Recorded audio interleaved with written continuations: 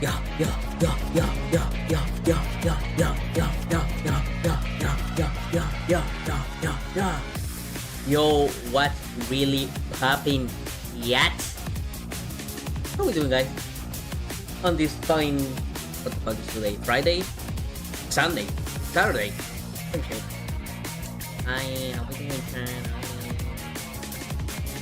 Actually, before we start, let's see what the fuck is this all about. I got like a new button. Let's go. Make super chat more fun with a goal. Sure. Yeah, do that. Okay, sorry, there it is. Your goals live. Can you guys not see the goal? My goal says I'll bring back Vino in if you hit it in 2 hours. A super chat. On, I guess. So, that get everybody up in here. The tweet is already made. Retweet that tweet. Get everyone in here because today, very special day. This might be my final stream of the year. I don't know, probably. But what exactly are we doing today? Well. Here's let me change something longer. Throw it all away. Oh, I love this song. So, what are we doing today? Well, I have right here more than 20 different games I played for the first time this year. Now, not all of these are new games. A lot of them are new games, but every single one of them is new to me. It's the first time I ever played or beat any of these games. And I already have them lined up, and we gotta figure out where we go from the start, from the screen to the ring, the pen to the king, as someone would say. I don't know who would say that. So, I always do this every year. It's really fun to look back on to see what my favorite games this year. This year, before we start, I want to say it was a very light year when it comes to like very big releases. So here you're going to see a lot of indie games, a lot of multiplayer games, because I even added a whole new category, multiplayer goodness, because this year I really played a lot of multiplayer games, and I played more games with my friends in general, which is good. It's been really fun, and that doesn't mean all multiplayer games are here. Some might be higher, some might be lower. I don't know. So we got the different categories. We got Game of the Year. What's the Game of the Year for me? What's my favorite game overall this year? Insanely good, just the insanely good games. Great, if a little disappointing. So the great games, but I felt a little underwhelming. Multiplayer goodness, which is just a dedicated tier for all the multiplayer games I played. Which ones are the best, which one are the worst. Fun games that I had fun with. Nothing special, but I had fun with. It's okay, I guess. Games that I like are not bad because I don't think I ever even played any bad games. This year I just played very okay games. Concord Game of the Year, sadly I couldn't play Concord. They took it out too early, and I was so excited to play them. They took down the servers. God, I don't know what they did. But yeah, hi Loss, hi everyone. By the way, hi Pollo. Hi Pollo, hi Junior, hi SJs, hi Lucas, and hi everyone here. So yeah, let's start with the category that matters the least. They didn't beat play enough. So this category is for games I either started or bought, and I intend to play it in the very near future.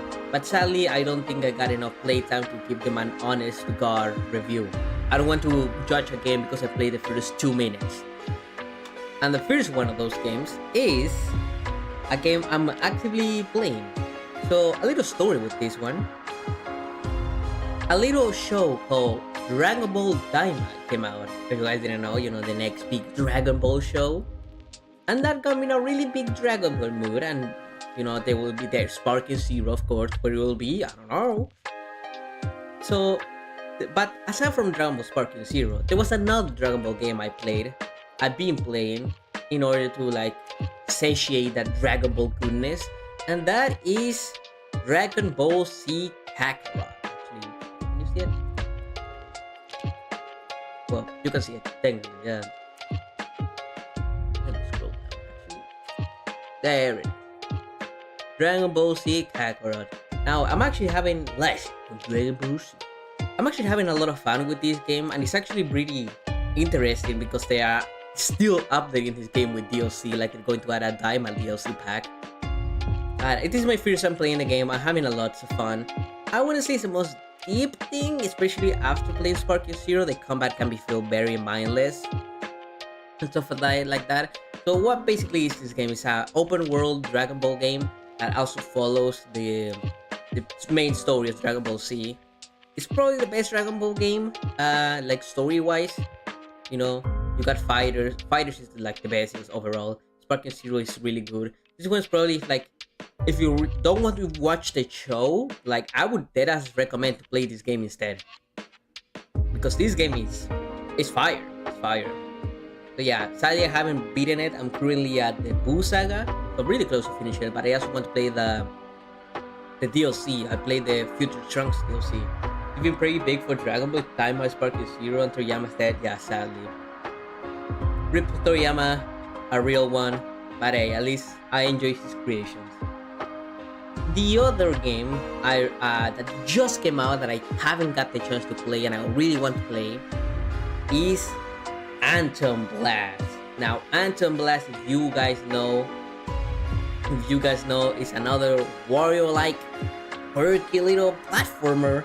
You know, Pizza Tower-like little bro, and it's really fun. I played the demo. I've been following this game for a while. I played all the demos. They've been so great. The game came out, and sadly I couldn't. I got it. I still gotten kind that time to play it. Maybe I'll play it during these, the final 10 days of the year, maybe. But people say that it's really good. I know I'm the Glass Australia the gang. It's my Royal Series on Pizza Tower. Yeah, I mean, I think I'm really excited for this game because if you guys remember last year, Pizza Tower was one of my best games ever. Like I think it was the top insanely good. So yeah, very sad that I couldn't play Anthem Blast, but hey, maybe next year will show up and it will show up like right over here. So the final nomination of honorable mention, I would say, is Berserk Boy. So Berserk Boy, another platformer, another sprite-based platform. Is it sprite-based? I think it is. So basically, I got this game and another one I will talk about later on as a little bundle of little indie games. This is basically a Mega Man-like game. Also has some Sonic elements. Another great indie release that I still haven't got the chance to play it. I have it, but it's good. So yeah, I'll thankfully beat this. I swear. So now that we got those out of the ways, it's time for the real deal. So let's start from the bottom. The worst game I played this year, it's not that bad, but still played it, is a very weird game. Some of you will get it, some of you will not. But is 100% Courage Shoes. Now let me show you this. There it is. So what even is this game, bro? Like, what are you even showing us? Well, my friend Nico, which she's the reason for a lot of the games I played this year. Shout out to her. My friend Nico got me into gave me this game. It was like what, $2, and it's basically an RPG Mario Party. That's how the best way I could explain it. So if I was seeing Nico streaming Paper Mario Color Splash, funny that you mentioned her, because she's the reason I played this game.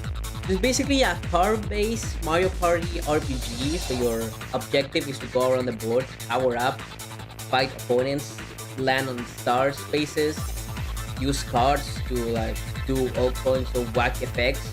And the game is pretty fun, especially with the right group of people. It's pretty fun, very strategic, but it feels like the problem is that it don't feel as interactive as like Mario Party. You had Mario Party S game for what I'm saying. Yeah, basically this game is old, by the way. This game is old.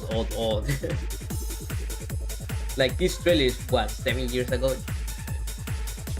That's actually my main. That here on the right, that's my main. Sure. So yeah, basically you have to roll dice to like evade, and you have like attack, defense, evasion, HP, all that.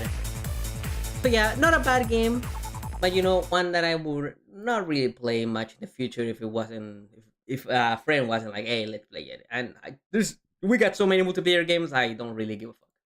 So the next game on the list is another multiplayer game that I'm like, very iffy on, but it's a fun one, and it's one that kind of popped off a little bit on the YouTube space. I don't know if you guys know this, but it's Bubble Battle. Now, what is Bubble Battle? Well. Bubble Battle is, I wanna say, a platform fighter. Well, so yeah, basically you have like three different power ups. You're these little slimes, and your goal is to kill the others with walking techniques. Throwing rocks, teleporting. I don't know, drill. And it's a very fun game. I think it's a very laggy. I feel like it's a game I want more of than there is. Like, I think the maps are way too. There's way too little maps. So like after a couple minutes, I'm like, okay, I get it. I get the premise of the game. I get what it wants me to do. And it's not a game I really come back. I know some friends of mine love this game like insane.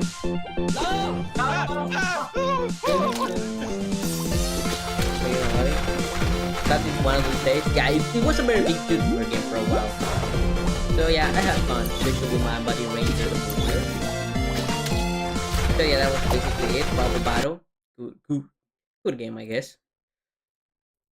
So, next up is a classic game. Now, this game, I got a little bit of a history with this one. Okay? So first of all, let me set the stage again. So this year, I got with some friends and finally decided to go for the Nintendo Switch expansion pass. So we got into a family group, got very easy, very cheap that way, very easy to set up into Nintendo and all that.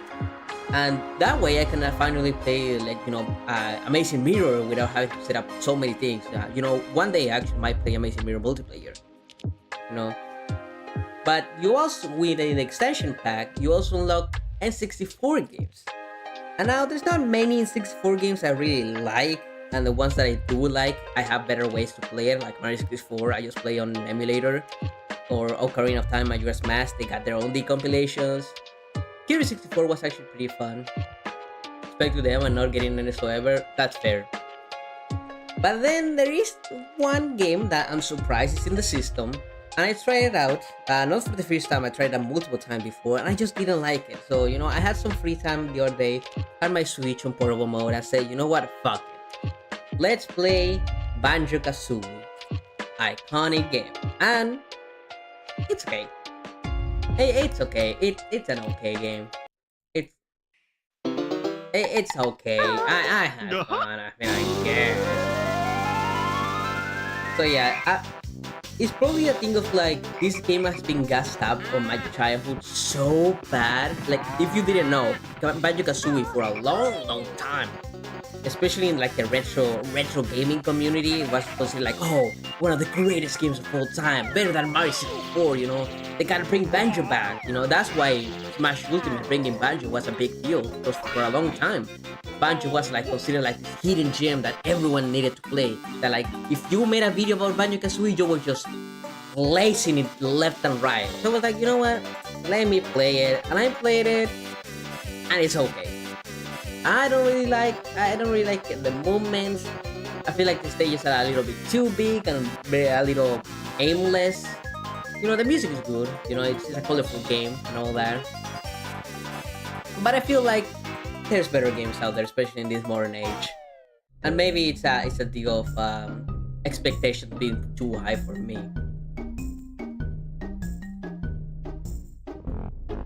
Let's see how up your song was gonna be Astro Boy. It was over the moon. Oh yeah, and why you could still mention if you were my all-time favorites as far as N64 games are concerned. I understand why you think your thing race collectibles aren't for everyone. That's true. That's true. I'm more of a very what I like about my collectathon is that I like moments and I don't really like the moment on this game. It's very stop and go. So I guess that's my main problem with it. But it's a fun game. It's a fun game. I just wouldn't say it's one of the best or the greatest of all time. But it's fun. Everything is thrown through by the gaming community. Oh no, the 50 years old. Well, in my childhood, Banjo Kazooie was the greatest game we ever played. It's fine. Okay. So, on the topic of NSO, actually, the next game or next series of games, because I'm going to bundle all this up. Here we go to the next tier, the fun tier. I think this is the biggest tier I have. The games I was like, I played and I had a lot of fun. You know, I wouldn't say they're anything special, but yeah. If you think the Banjo Kazooie is big, then I think you wouldn't be ready for Tui. No, I didn't even try Tui. Maybe one day I will. But if I play Tui, it had to be in rare replay. I would actually lose it with the slowdown. We have Astrobot when we're getting Gassard Boss. I'm saying. So another NSO, very surprising NSO addition. And it's actually very funny because fans for years have been trying to modernize these games.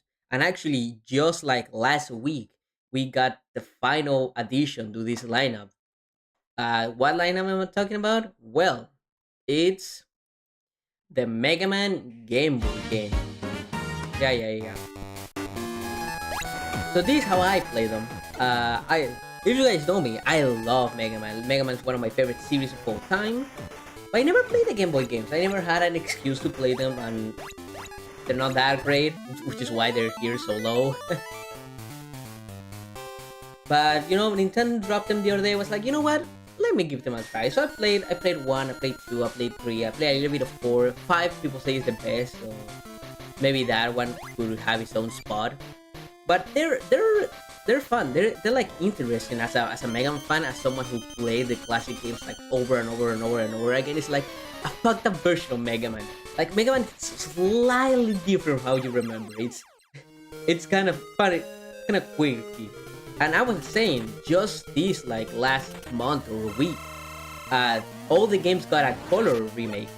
So if you guys remember Curious Dreamland Deluxe, Curious Dreamland 2 Deluxe, which basically added color to the Curious Dreamland 2, they basically did that for Mega Man. Actually, let me see if I can get it.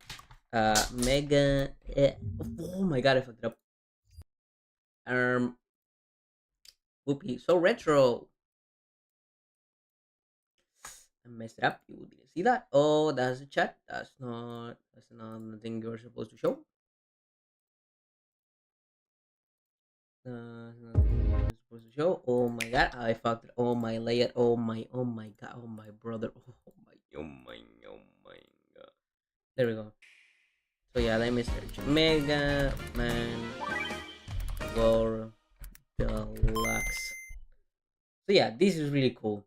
All the Mega Man Game Boy games are getting remakes, basically by the fans. Really cool. Sadly, couldn't play them, but hey, maybe someday I will. But they look stunning, you know. Mega Man 4 was the final one, and it said 2025, but they actually did it earlier. So Mega Man 4 DX was the last one they did, and they great. Yeah, it's great. Okay. So retro. I think I've yet to play Mega Man World games, but I really should, because like I'm at with Mega Man Restoration Classic series. If you like the classic Mega Mans, I would recommend the World games. I would recommend them on NSO or an emulator because they can be pretty BS. But as a fan of the classic series, they're like a pretty fucked up alternate timeline, and it's fun to see how they adapt to the Game Boy. Because it's still like at the end of the day, some Mega Man classic. Not the voice, the animal music. Oh yeah, I think this. Do these have like little enhancements? I think they do. But oh well, that's Mega Man games. So next one, let me put it back on the other song. So the next game. So what's okay. The next game, I also got another funny story about this one. So, some of you guys know about this, but I've been on a quest. What quest? The quest to save my 3DS. If you don't know, the hinge on my 3DS is completely fucked up. The console is perfectly fine, but the hinge is all messed up, so I need to replace the case and all that. And there's been so many struggles because the screwdrivers didn't work and the parts I built, oh my, the parts that I got, they were broken, and oh my god, so much struggle. So one day, I actually have my Wii U set up. I haven't had much time with my Wii U lately. Because it's been stuck on my home. Well, I've been mostly at my college apartment, college dorm, if you say so. Um, so I really haven't had much time with my Wii U. So the other day I was home, I had my Wii U, and I was like, you know what? Oh yeah, the Wii U can play DS games. Why don't I play a DS game? So I see what DS games can I play, and then I see Kirby Mass Attack, and that's its placement. Now Kirby Mass Attack, one of the few Kirby games I never beat it. I played many times before, but I never beat it. I never got past the first world. And why? Because this game is boring. Now, don't take it wrong. It's a fun game. It's a fun game. It's why it's a fun category. But it's not a game you want to play for a long time because it's so repetitive. The levels are so long. There's so many levels in general. There's so many collectibles, and I didn't go for all medals. I went for all like collectible medals. I didn't get all the stars. So basically, to 100% this game, you need to beat every stage without getting hit a single time, and in some stages that's like nearly impossible. Just in order. Kirby Mass Attack, I finally beat it. Actually, the later worlds were better than I thought. Better than the first. Like the DDD resort is actually really fun. I was surprised. I've been on 4 World Mass Attack for several months at this point with this closer level. It feels not need to exceed the game is long enough. Yeah, I'm saying. Like my problem with this game is just too long, and it's too long. And by the time I get finished with the first world, I'm like, okay, I got enough Mass Attack out of me. I don't want to play this game ever again. So actually forcing myself to play it was a struggle. But I had fun. But in the end, it's a Kirby game, and I had fun. It's one of the most unique games. Kirby Mass Attack, definitely one of my personal favorite Kirby spin-offs, though I know it's not for everyone. Yes, it is one of the best Kirby spin-offs. I would also like to get Tilt and Tumble with one of these lists because that's also another game I haven't truly beaten. I played with you guys actually on stream when the NSO dropped. We played for like a couple wars and then it quit. I don't remember why. I think it was because of another Sonic event. So yeah, Mass Attack, fun game. Actually, what? I fucked up. I was supposed to show Mass Attack gameplay. Here it is. So yeah, Kirby Mass Attack. What are your thoughts on Kirby Mass Attack? Especially more situation where you need to collect all main collectibles to get the final area. Oh yeah, with the rainbow medal. Thankfully, I already went for all medals from the get-go, so it wasn't that much of a struggle for me. Otherwise, unique games of PS3 were spanning a game which was already super long, and then after you have to beat every level with the rainbow medals. Yeah. Is World 4 the one with the boss rush? No, that's World 5. World 5 has like 5 levels and they're all like boss fights. The boss fights in this game are, oh my god. You want to end it all. Like this game does a lot of the levels and it's like, oh, you didn't know that you had to go this specific way, you're fucked. Gotta replay the whole world. The lava world. Yeah.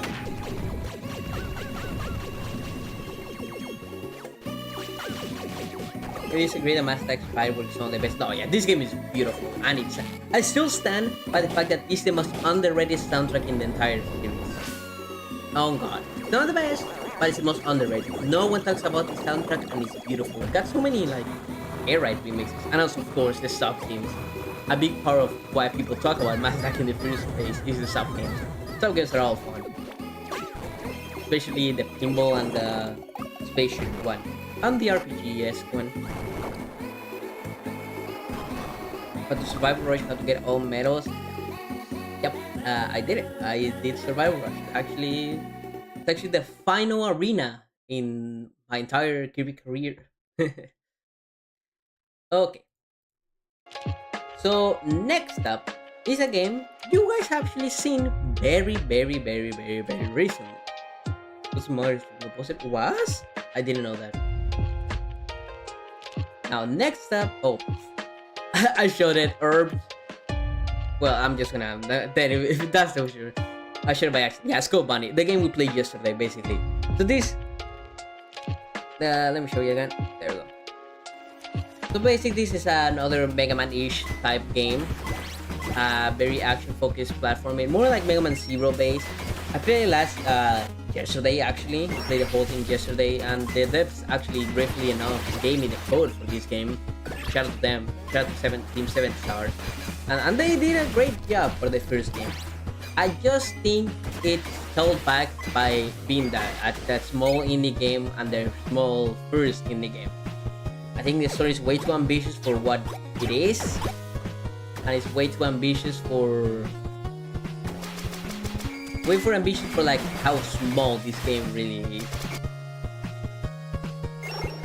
But it's fun. Like this game is on sale right now, not sponsored, haha. But if you want to play like a fun little hour-long Mega Man style stage, like I really like the mechanics of the characters, Hazel and Axel. Like one of them is very Mega Man Zero focused, with slashes and parries and all that, and the other one's very momentum focused, bouncing off enemies and doing tricks on it. But yeah, I mean, you can see it says like available December 19th. That's literally the other day. So very good game. I just wish it was longer and the stages were better designed. Let me read.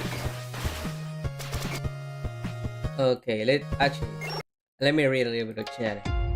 It's Judgment Time. Their big three sub games: Brawl Ball, Quest, EOS.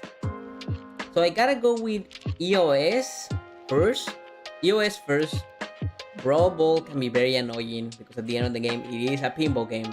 So I've gotta go with Brawl Ball and then Quest. Quest is sick, but the problem is that it's very simple. You just tap one time. There's no really strategy. Here we are in the Smash Melee Composer.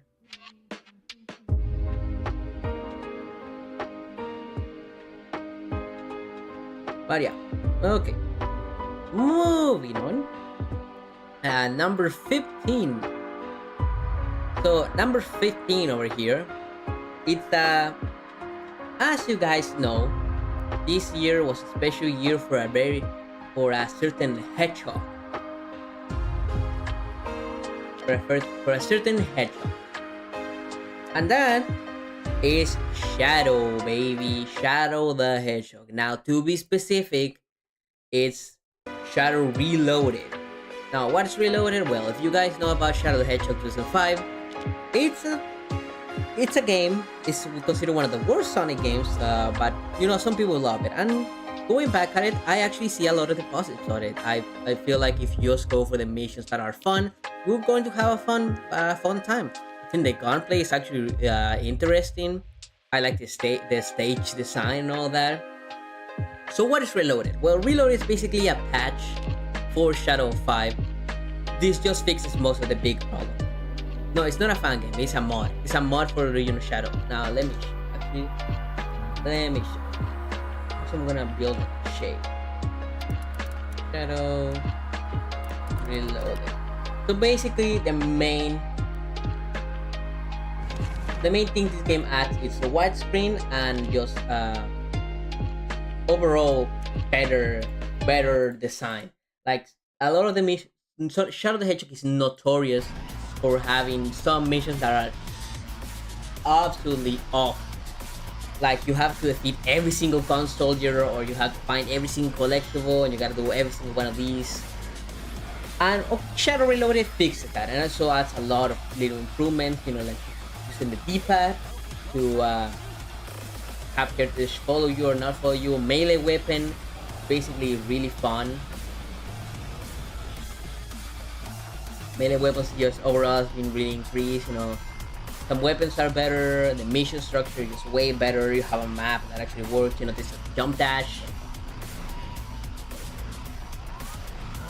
Yeah, it just basically makes Shadow Fire a very good game, and it really shines what makes that game special. And also the big change for me, it was that you don't have to do every single story. You only need to do 3 stories, and I think that alone makes the game so much better, because by that way you don't have to do every single mission. Like if you only do the missions that are fun to you, you will have a great time with this game. The problem is that this game forces you to do every single end, and some of those missions, especially from the arc, are dog shit. So thankfully now you can just play the good games, which are one dark, one neutral, one hero. uh no, you can, it can be any three different stories. In Shadow the Hedgehog, you had 11 different endings that you had to do. Definitely, Parent Create did have to do all those things in the original game. Yeah, it's the main reason why I never beat Shadow 5. And the reason why it's here, because thanks to this mod, I finally beat this game for the first time. So yeah, Shadow, Year of Shadow, it's a banger. What can I say? So it's still Shadow the Hedgehog, but at least it's a great version of Shadow the Hedgehog. So props on that.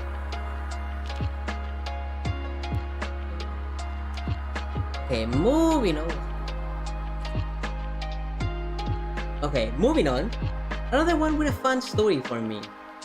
So, if you guys been following me on Twitter, you've been known that I got a little retro peeled during the last part of the year. I've been searching for a lot of the retro controllers and games and consoles. Why not? You know, I found that my dad had an OCRT monitor, and I was like, huh, you know, maybe I should get like an older console to play these games like how they're meant to be played. You know, because I always heard that like, oh, if you play on CRT, you will see like how these games are truly meant to be played, or like emulation doesn't count. You have to play these games on original hardware, and they are lying. They are lying. You definitely don't need all this fancy CRT stuff. But it is fun to go back to older hardware, especially from the controller side. Like I got this SNES controller that Nintendo is selling, the NSO one, and it's making SNES games really fun. Same way I love playing GameCube games with my GameCube controller, I love playing Wii games with my Wii controllers, I love playing Wii U games with my Wii U controllers, and all that. So, I finally beat the bullet and bought a Nintendo Wii. Bro, you helping your Shadow 5 stream? Yeah, thank you. So I finally did it. I bit the bullet and I bought a Nintendo Wii. Why the Wii? Because the Wii is basically the best old console, which is it's crazy to say nowadays because that's the console I grew up on, a Wii. But it's real. The Wii is a retro console, but it's one of the best because you get Wii and GameCube support. And thanks to Virtual Console, you also get some other. You got a lot of other options to play with. So if you want more on it, a very like authentic feel, getting a Wii on this year is actually pretty fun. You know, you can mod it really easily, so you know games are not really a problem. I mean, not that I would parent any games, you know, that's legal. The Wii isn't retro, you're retro. I am retro. The Wii's not. Oh, I'm sorry. It is. It is all. So I got this Wii, and because you know this is my country, Chile, my beloved, the Wii was hacked. The Wii was already hacked. It's actually harder to get a Wii that's not a hack than one that is hacked. I tried to find a Wii that was not a hack because I don't trust pre-hacked Wiis. I like when I do it myself.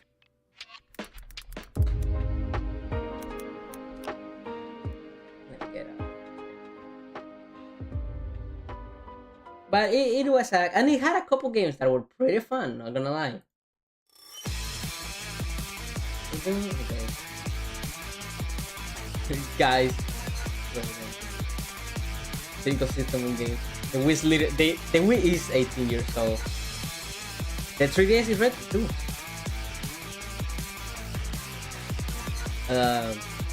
So yeah, the Wii was hacked, and it got a lot of interesting games. It had some Mario games in there, Mario 1, Mario 2, and Mario 3. I also had a game that's not been re-released anywhere else. And as far as I know, legally speaking, you cannot buy this game anymore.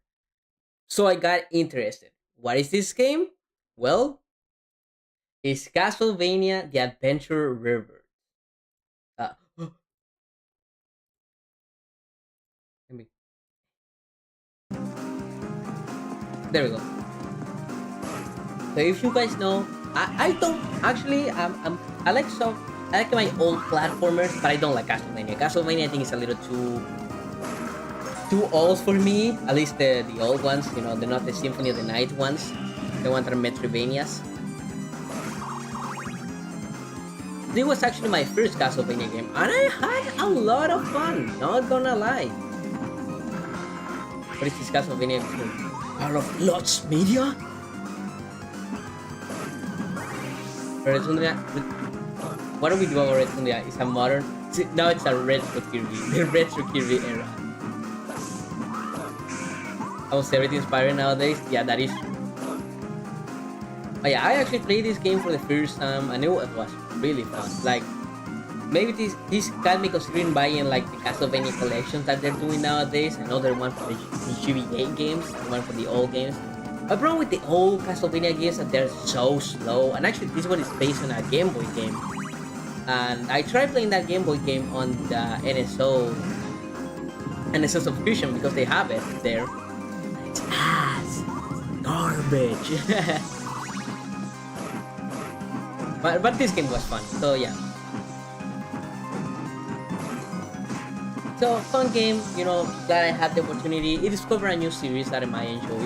You know, someday I might actually buy the bullet and buy one of the collections. The youngest retro console to me is the GameCube. I can see that. I can see that. Honestly, I do think at this point the Wii is retro.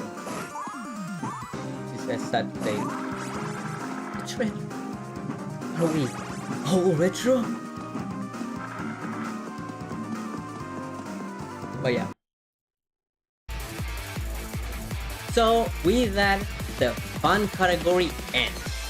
Now from this point onward, I think every game here is absolutely so much fun. Like from here on, I could recommend any game easily. And this next tier is going to be a little spicy because this tier is the multiplayer goodness. Now, this year I played, as I was saying before, I played a lot of multiplayer games, mainly because of Nico. Little Nico Knight, shout out to her on twitch.tv/Nico Knight. She got me a lot to play on some multiplayer games, but I also play some other games with like JC and Nia and Savi. I'm just good at Metroidvanias. Yeah, that's fair. Castlevanias are like games known for being hard. Metroidvanias. Ooh, Fortnite didn't invade Metroidvania. By the way, Hollow Knight's not here. I still have not been in that game because I said I would only beat it if they announced Silksong was a real game, and that shit is never coming out. So I'm not playing Hollow Knight. Okay, the first of the multiplayer goodness games, the number 13, is Dr. Robotnik's Ring Racer, the first and only fan game of this list. Now, I have a rule with fan games that they have to be completed games to be on this list. And Dr. Robotnik's Ring Racers, actually, sorry, Ring Racers, is one of those said completed games. Now, if you don't know what Ring Racers is that you guys probably know the hit game Sonic Roboblast 2. You know, a very popular fan game based on the Doom engine. It's basically trying to make a Sonic game work on 3D, classic Sonic game work on 3D. And that game, which was already a mod of Doom, got another mod called Sonic Roboblast 2 Kart, which turned that game into a car racer like Mario Kart style. And it was really, really, really fun. It's, you know, the game is completely free, so you can play it and have fun and, you know, do all the crazy stuff. Actually, is there like a better gameplay? Mm, sure.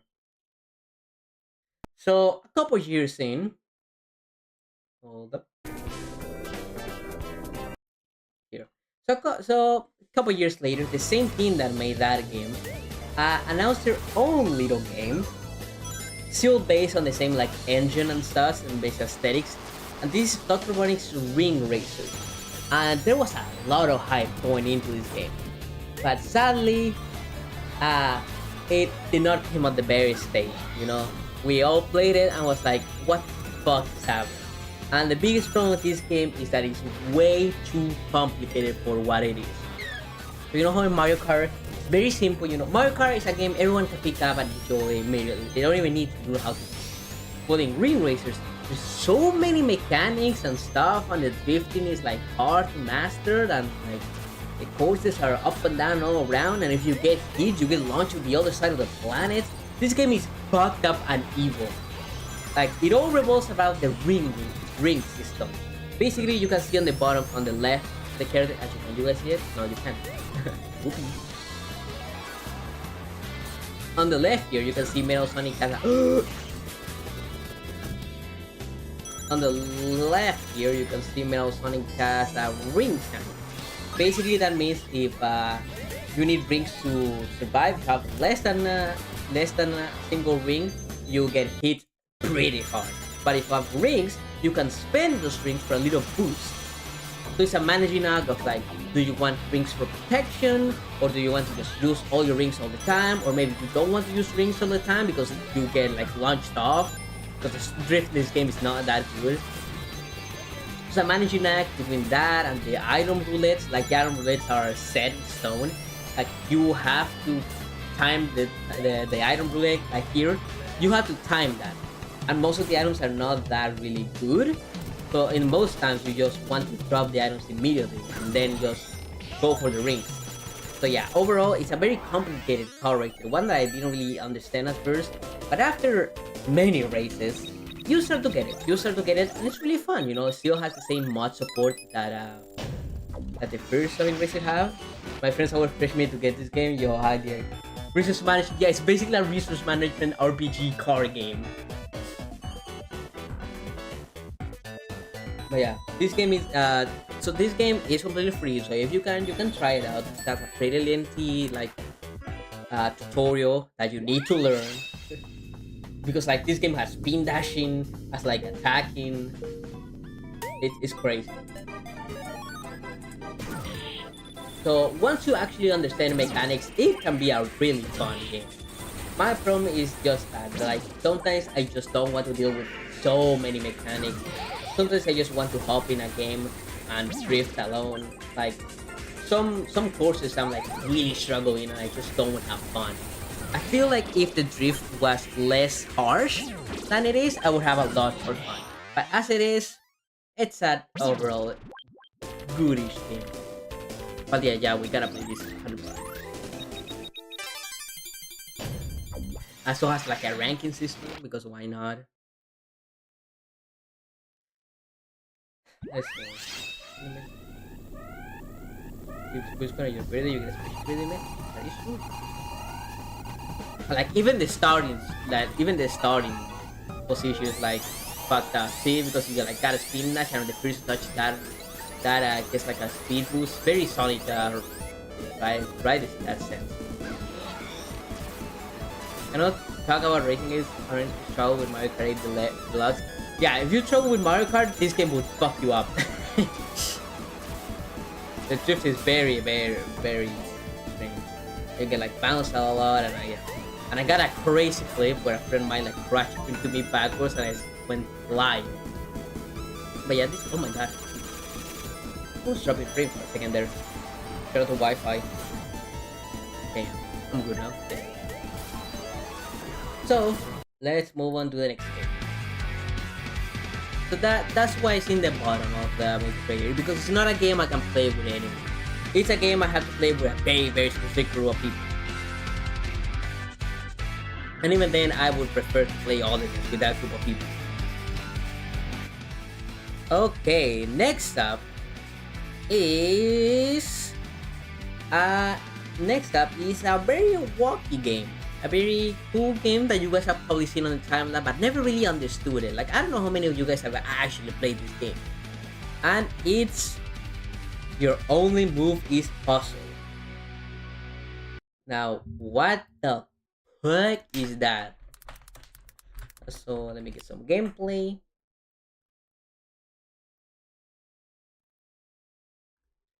Is there like a trailer?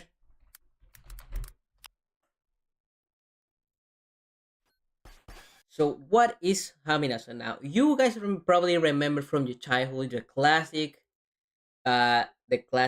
six figure fighting sprite animations. Well, what if the whole game was that? Well, this is your only game is awesome, and looking at it, it's sick, right? Oh my god, so much advanced. How does that even happen? Well, what this game actually is a turn-based fighting game, a tactical turn-based combat game. So basically, like every frame, the game pauses, and you have to decide your action. Like, are you going to like dash in? You're going to hit an attack. You're going to dodge. You're going to grab. Maybe do a special, and you gotta you gotta look at the frame data. You gotta like analyze like, okay, here can I do an attack?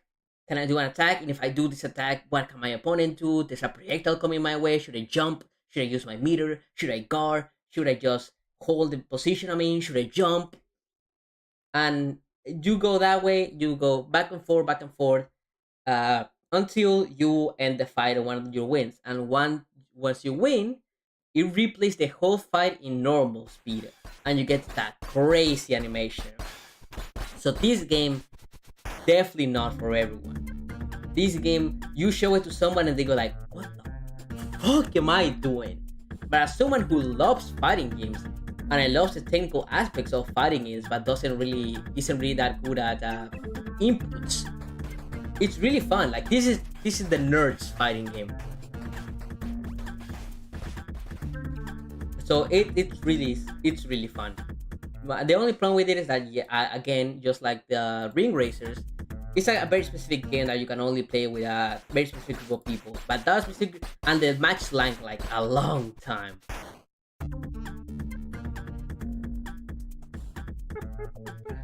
But yeah, it is a very cool game. I got some shit. Actually, let me see. Do I got any?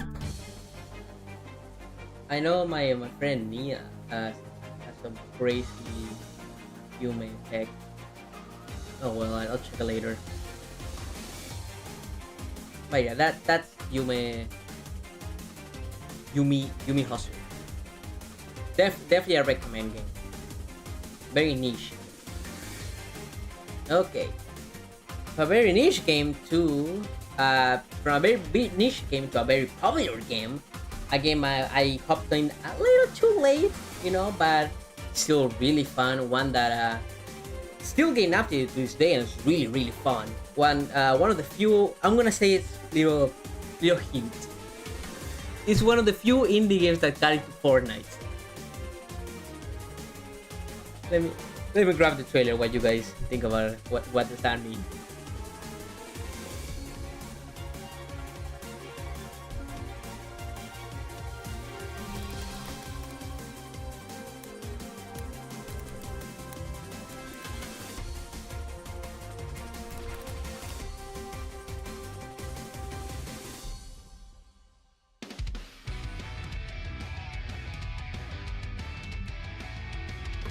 Okay, enough time has passed.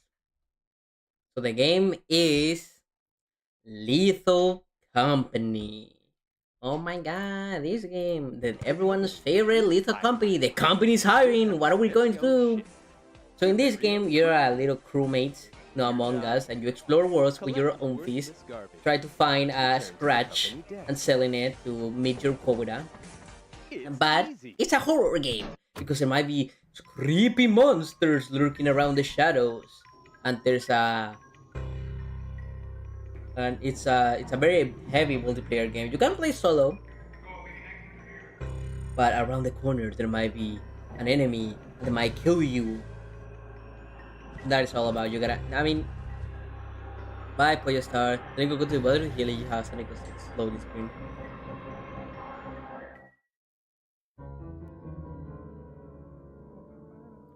Did it drop frames?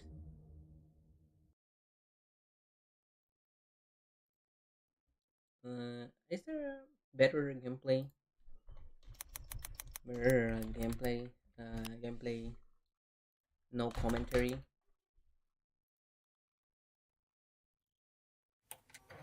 Here we go. Explore.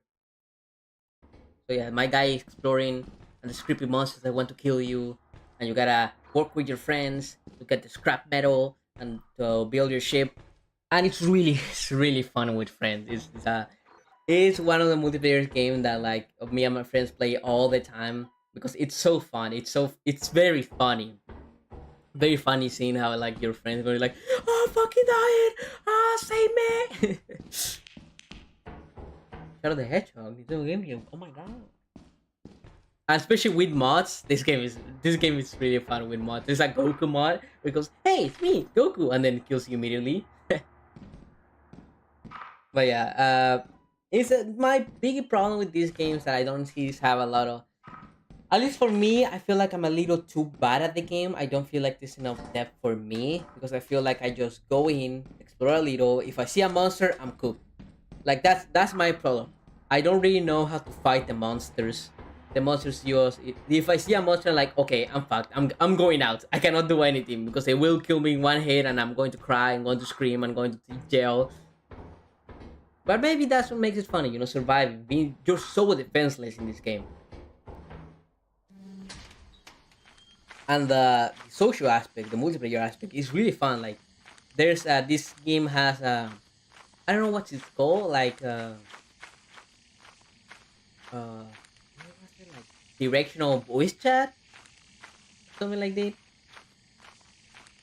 Like that you can hear your friend. If they get far away, you will hear them far away. If they get close, you will hear them close. If they're not near you, you will not hear them at all. It's really fun that way. And actually, we had a recorded a couple videos for this, and it's going to come up in I'm actually working on a video on this, not for this channel, for my friend Nia and Epic's channel. So look up for that. She contracted me to edit that, and it was really fun. So yeah, the Lethal Company, great game. What can I say? A little slow, a little too non-technical for my monkey brain, but I like it. So, what can be a better multiplayer than Lethal Company? Oh,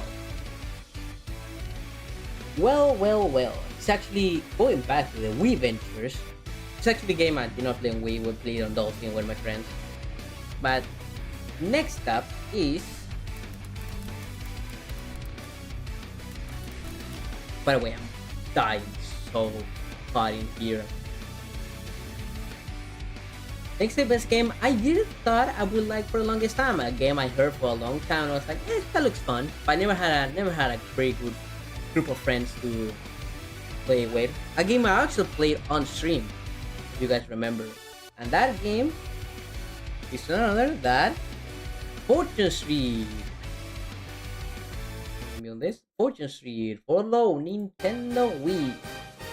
Fortune Street is a very long running series, but this is the only game that's left Japan. Fortune Street for the Wii is basically a fucked up Monopoly game. Basically an online Monopoly game. Well, it's not online. Had to use Parsec. It's basically a very Monopoly style game where you travel around the boards, get properties. If someone lands on your property, they have to pay you. But the main gimmick of this game is that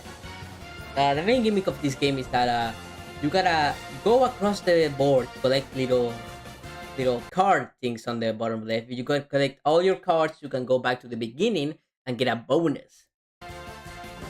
That bonus gives you money, and with that money, you can buy more properties. You can invest in shops. You can upgrade your shop. You can like invest in the stock market. It's a very boring sounding game, but when you actually play it, it's really fun. Another like Mario Party-esque game, I guess you call it like that. Very strategic focus. My biggest thing of why I like this game so much is very mind game focused. Like you gotta make alliances. Like you can make trades. You can be like, huh, okay, so I give you $10,000 and you give me this shop. And if you get like every shop in a different area, you get a monopoly. And if someone lands in there, they give you money, money, money. So yeah, there are some slight mini games. There's not that many, but they are. So it does break the potion. There's also this board thingy where fun events can appear, like an enemy can appear that gives you coins. See, like this guy, oh my god, this guy just lost a lot of money. This guy is broke. And your objective is to get to the top, you get money, money, money. And when you get money, money, money, you go back to the start and you win. See? Target amount, so Mario wins. And it's a fun game. We played it. That's Heaven Monopoly. Purchasing for the Nintendo Switch when? That's what I'm saying, dude. This game would be so fun on the Wii. Like, I want this game to come back and be have internet. I really want, because I only been able to play it, you know, with Dolphin and emulation. But if this game came back, maybe it's a problem with the Mario and Dragon Quest series. Because Dragon Quest is always part of the series, but the Mario thing is exclusive to this game. So that's probably the reason why they brought it back. They brought it to the West. Because this notoriously has been a Japanese only game. Actually, if you guys are Kingdom Hearts fans, there's a Kingdom Hearts, in Kingdom Hearts Spirit by Sleep, there's a mode which is basically Fortune Street. And you need to play that to prime like some card. So like attacks in that game. Very, very fun. Very stupid. One mention, oh my god. So yeah. The game really fun, really fun. My only problem when it comes to multiplayer goodness, it's just a little too long. Like, god damn, the rounds in this game take so long. And also, before we proceed, and since we're in the Mario mood, sadly I did not get to play Mario Party Jamboree. A lot of my friends have that game, but sadly I've been too busy with Shadow Generations, Sparking, and so many other games coming out in November, Rivals in October. So maybe next year you will see Mario Party Jamboree coming here. I'm actually planning to have that game before my birthday, so that way I can do like a very big birthday celebration. Like, remember last year, if you guys don't know, my birthday is on January 13th. I want to do another big birthday celebration, you know, 30 turns, Mario Party craziness, try to see who's the best. So yeah, I don't have Mario Party Jamboree here, so it is what it is. Maybe it would have been here, maybe it would have been lower, who knows. But okay, the final multiplayer of this tier. The final multiplayer this year, and my favorite multiplayer game of the year, that exclusively multiplayer, is none other than a game that been very popular for many years, but I only just now got into it. And actually, this same year, they announced a sequel to this game, and I'm really excited for it. It's a game you probably played, you probably heard, I've seen many people play it, but it was my first time playing it, and I fell in love with it. And that game is Search for...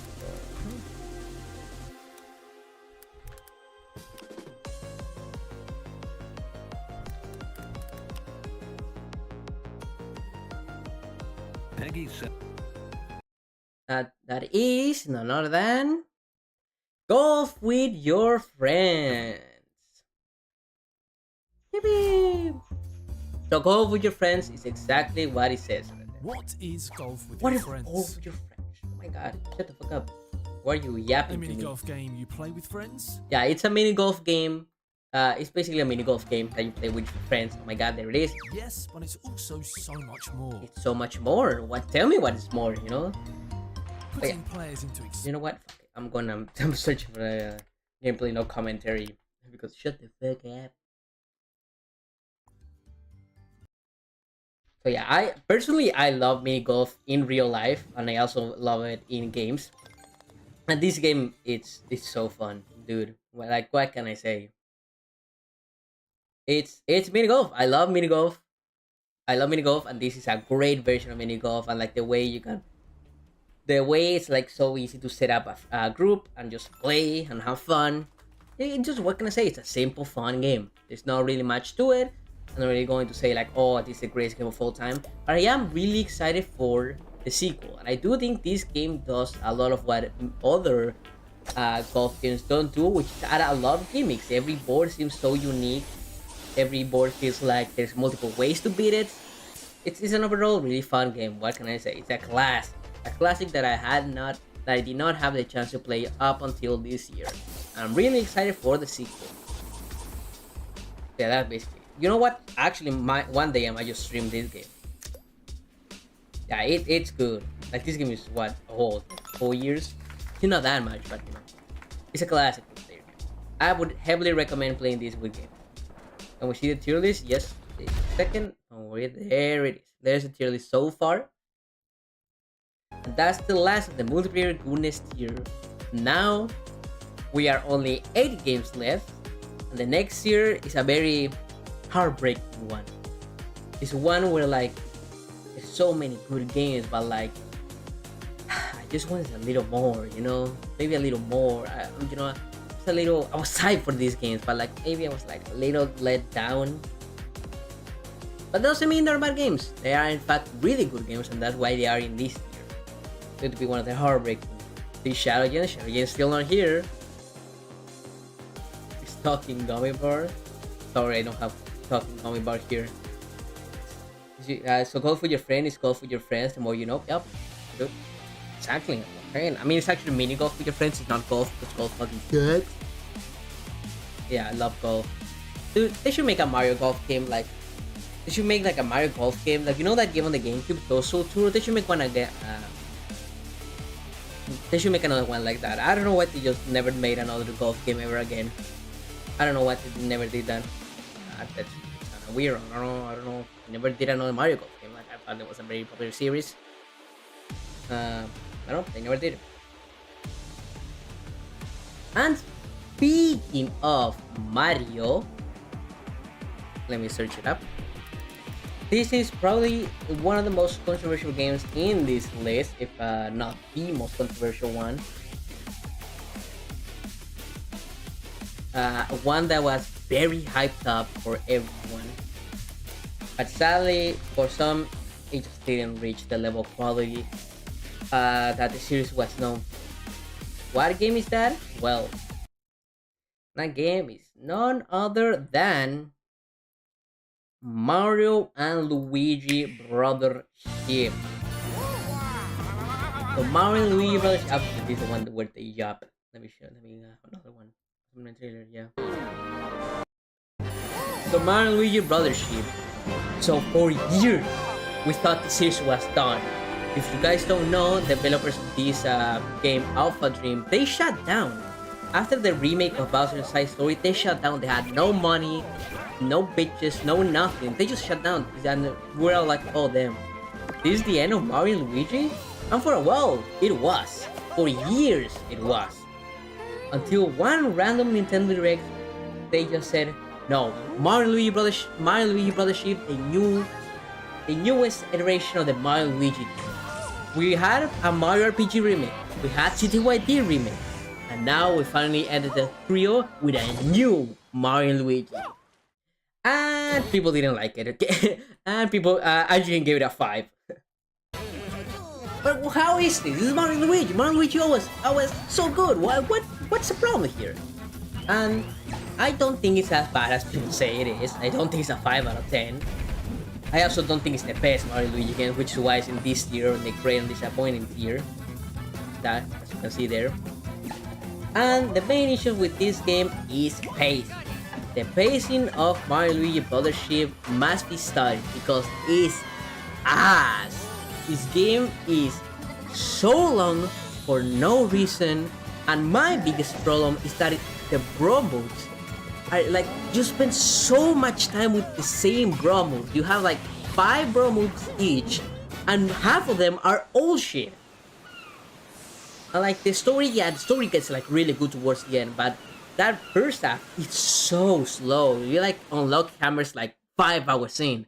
You unlock your first bros attack, which is the red and green shell, which is like, oh brother, green shells, oh my god.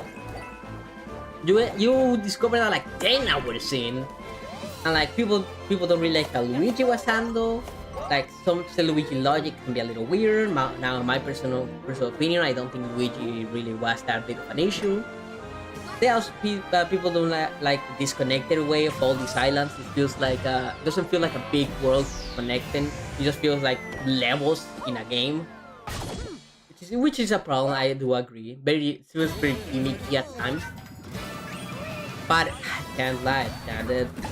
It still has the Mario and Luigi charm that I love. The battle system is probably at its peak without gimmicks. My favorite Mario and Luigi battle system wise is Paper Jam because it has Paper Mario, and I think that adds so much more depth to the gameplay.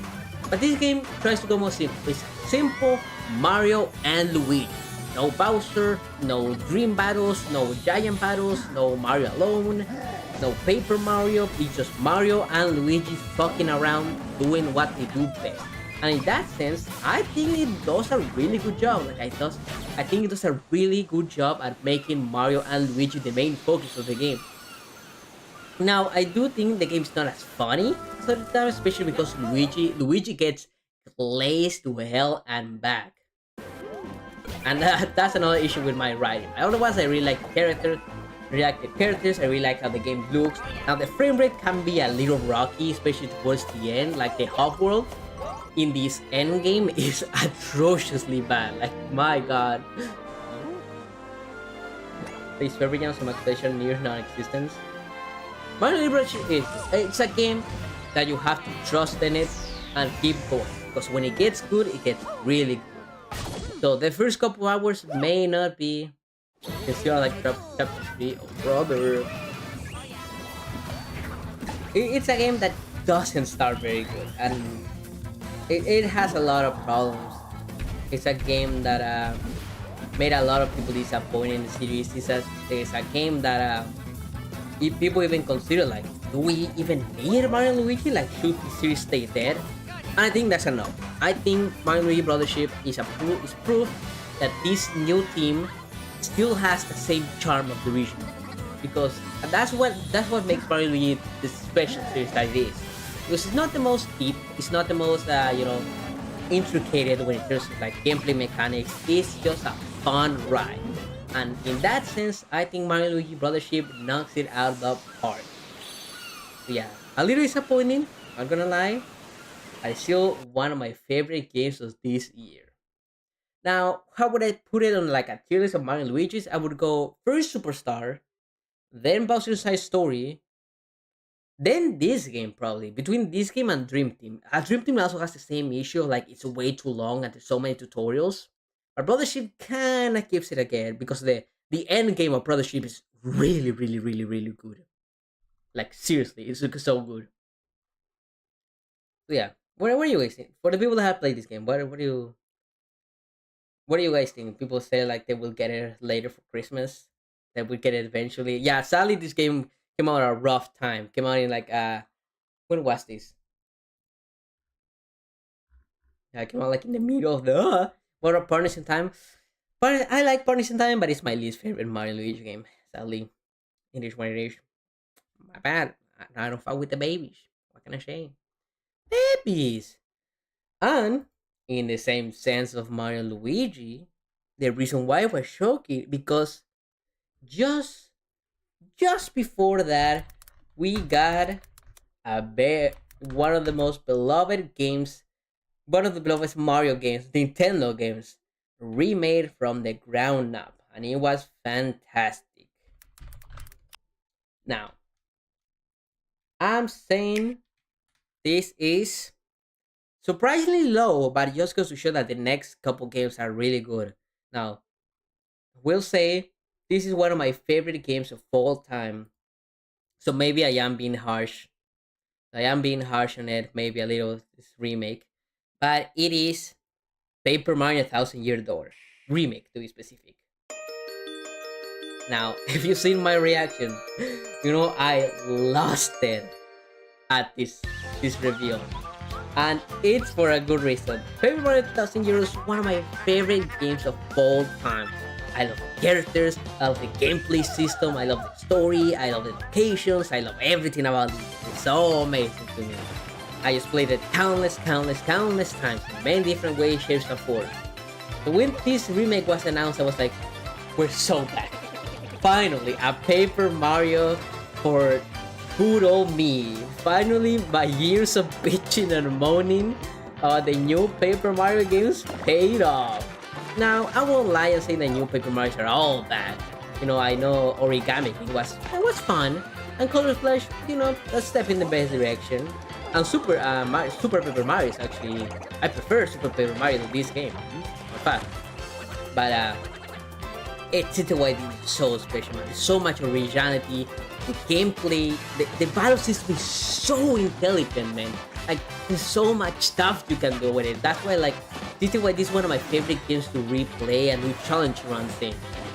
Like, like full HP or like full BP. Full BP is one of my favorite runs. Like you can do so much stuff with that.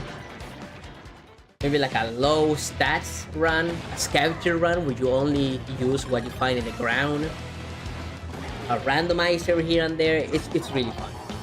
So when this game came out, it had some pretty big shoes to fill for me, and it fit them all right. It did a really good job fitting them.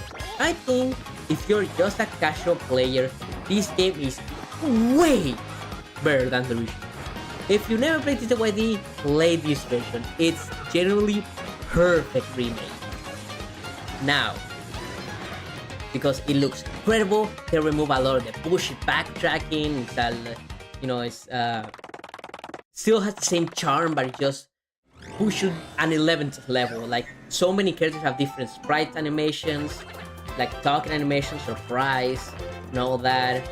It's But as someone who played a lot, as I say, who played a lot of the original game, I hate to be that guy, but man, the 30 FPS does hurt it. I think that's my biggest problem with it and why it's so low, even if it's still top 7 on my list. It just I sadly feel like I can get more enjoyment. Oh my god, sorry. Feel like I can get more. Oh my god! Thank you so much, Proceed Great! Oh my god, you hit the goal! Oh my god, you guys hit the goal. Let me see the dog. You know what, you're right. BRB, enjoy Paper Mario. BRB.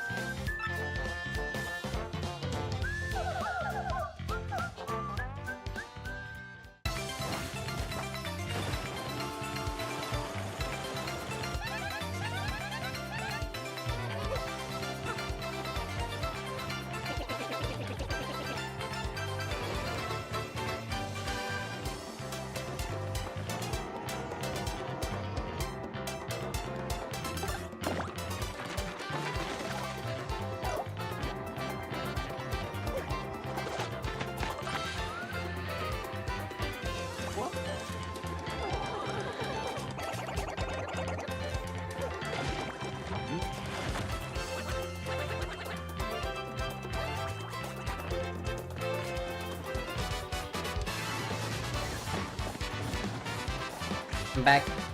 That's doggy. Let me show you guys. That's sorry, cute. Where's my phone? Where's my phone? Oh, there. So I have to set up properly.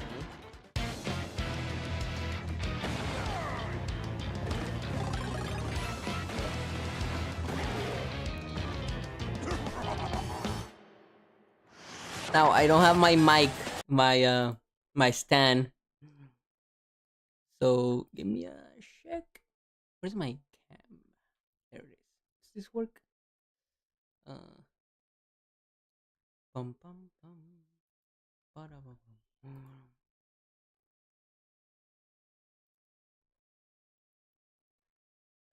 Oh, no. Oh, okay, there it is. 41. Nope. Hold up. There it is. There it is. Look at Bambino. And look at my fucking pile of consoles. Bambino. Hola. Bambino. Look at me. Bambino. Bambino.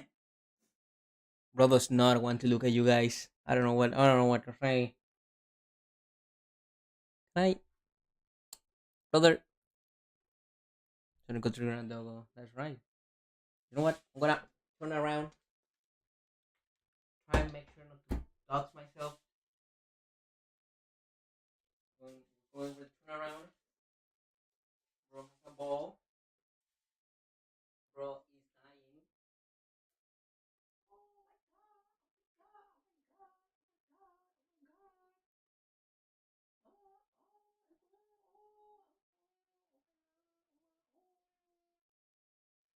Yeah, there it is. Okay,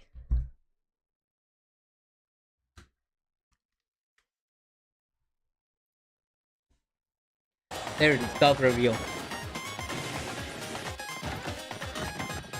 So okay, as I was saying, yeah. So reason why Pepper Mario is so low. Eh. So Nico, why the fuck is Mario Paper Mario Solo? Isn't this one of the favorite games of all time? Yes, it is, but I like the original a little better. What can I say? I like the original a little better. I feel like it's better game to control. Or a Mario Mario Luigi fan or game, but I've already launched and played eventually. Yeah, this game is great. Again, if you have not played TYD, play this version. It fixes basically all the issues most people have with this game, which is the backtracking and yeah, backtracking. Just in general, the backtracking fixes the main issue. That's the main problem with this game. But for me, I feel like there's no real reason for me to play this game. Like it has two new boss fights, and that's it. I think like it's a pretty light remake, especially compared to Mario RPG, which had like a total boss game. I feel like I just wanted more out of this game. That's my big issue, and it totally is a me issue, and that's why it's in this category creative a little disappointed. I just wanted a little bit more of this remake. Really, yeah, it only has two new boss fights, and that's pretty much it. And I don't really like how many some of the adjustments to, let's say, the balancing. For example, hammer throw sucks now.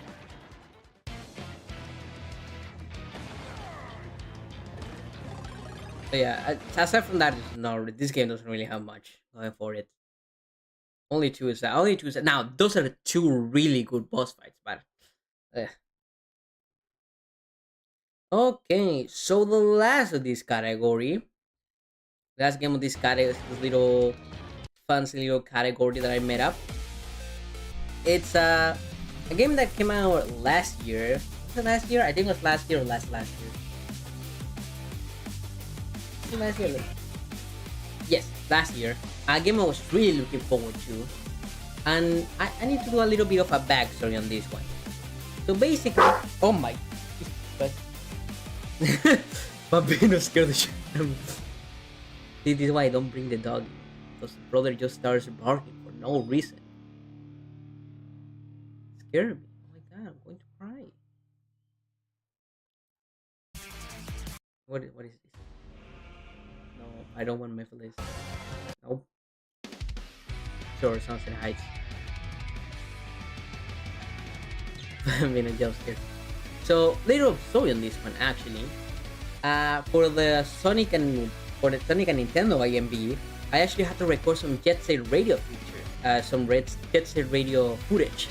This was my first time playing Jet Set Radio, and I mean I found it okay, but I still really like the aesthetics of that game.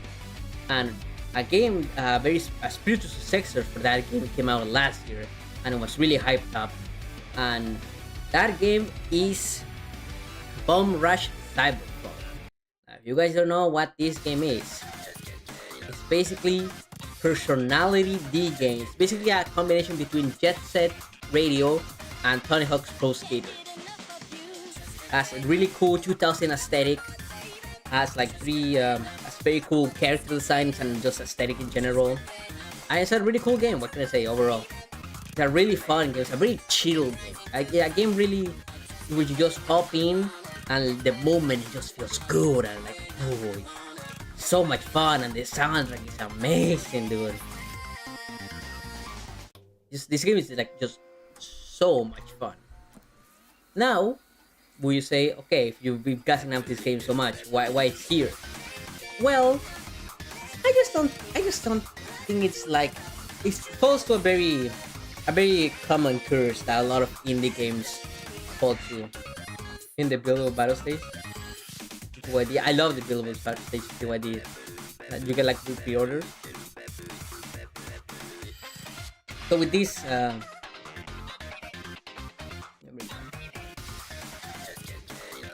so it falls into a trap a lot of indie games fall into where there's not much content and like sometimes it can feel a little underwhelming. Jet Set is one of the games I want to play when I get a PC. Well, good luck because they delisted Jet Set Radio. They just delisted that game. I mean, I guess you can play it on Dreamcast emulator. But yeah, this game is sick. I love the aesthetics. I love the moment. I got a couple plays with it, but it's a game I definitely gotta play with mods because it's got some very annoying issues. For one, the police here, which you can see, the police is annoying. I don't like the police. It's not in the game or in real life. I don't know. You will have to find out. I mean, so yeah, the police basically interrupts your gameplay and just annoys you. I don't like that. It's the internet fun away. That's true. The story, I also don't really give a fuck about the story. Honestly, don't really care much about the story. Yeah, I don't really care much about the other characters aside from my boy here and Trice. And it's also surprisingly slow. Like this is going to be like such a Sonic fan moment, but this game has no momentum, which is like so weird to me. Like if you slide down a downward slope, you don't really get much speed. The game's like very slow. Like you have a boost, but the boost is very limited. So at some point, I get bored of just doing the same couple tricks over and over again. Now the game does incentivize you to find new strats and do more stuff, but I feel like this game with a little speed bump could do much better. And it actually, with some mods, there's a mod called Movement Plus, which basically adds momentum and adds a lot of movement options, like a drop, basically a drop dash, and that makes the game so much fun. Like, it's great, and also I love how moddable this game is. Supercell, this is Sonic a lot here. I don't know. Supercell was last year. I played it. I already ranked that. But yeah, overall this game was really fun. Just was a little underwhelmed by its length. Oh my god, what? Wrong button. Little underwhelmed by its length and depth. Okay, let's. So that was the end of the great and disappointing. Now we are in the top 5 games of the year for me. So my 5th favorite game of the year. Good Super Saiyan is somewhat disappointing, but still definitely good here. I highly like him, they say like good here. Claire Johnson. Oh, Claire. Actually, we're gonna. I didn't know he was streaming. She was streaming. We're gonna rate her. But yeah, I totally get Superstar is a creative disappointing. Actually, fun fact, the Sega CEO said Superstar was disappointing, so they're not wrong. The Sega themselves said like, yeah, that game is disappointing. But yeah, my 5th favorite game of the year in the first category of the insanely good is none other than Super Titan. In this list, I would put it insanely good. I actually really like that game. I know it has problems, but I would put it in that game. The next game, very controversial, one that barely missed the disappointing mark, especially because of the recent change. This is like this position. Hold up, OBS says we died. Okay, we back. I'm gonna zoom it up. Okay, we're back. Damn, the game was lame. But a game that, when it came out, a lot of people were disappointed with it. A game that I found, I have very rocky history with this game because when it came out, I loved it. When it came out, I loved it. I played it so much. There was so much to do. But then I discovered the more cheese and more cheesy strats, and I kind of fell off. And I really started to resent the game. Fire Emblem Engage. No, Engage is not here. I haven't played the shitty game. But just last week, they fixed all my issues with the game, and now it's more fun than ever. I have my problems, but it's great. And that game is Dragon Ball Sparking Zero. But yeah, after 6,000 days, if you guys know me, I'm a Latin American, so this is basically part of my entire culture. Dragon Ball, Tenkaichi Budokai games are part of my DNA, bro. By the way, I'm getting claimed as fuck. let me get another trailer. Night Spark. Yes. So Dragon Ball Spark is Zero, the basically Budokai Tenkaichi 4, the series. So yeah, as I was saying, Latin American, you basically existed with Budokai Tenkaichi 3. Now, I wasn't really a big Budokai Tenkaichi fan. I was more a fan of the normal Budokai games, which were 2D, and these games are 3D.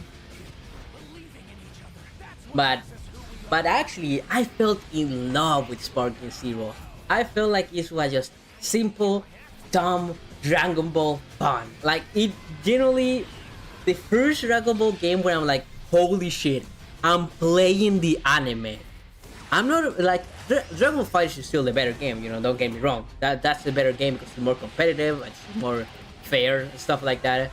But Sparking Zero is so electrifying. It's so cool, so magical. It's so fun.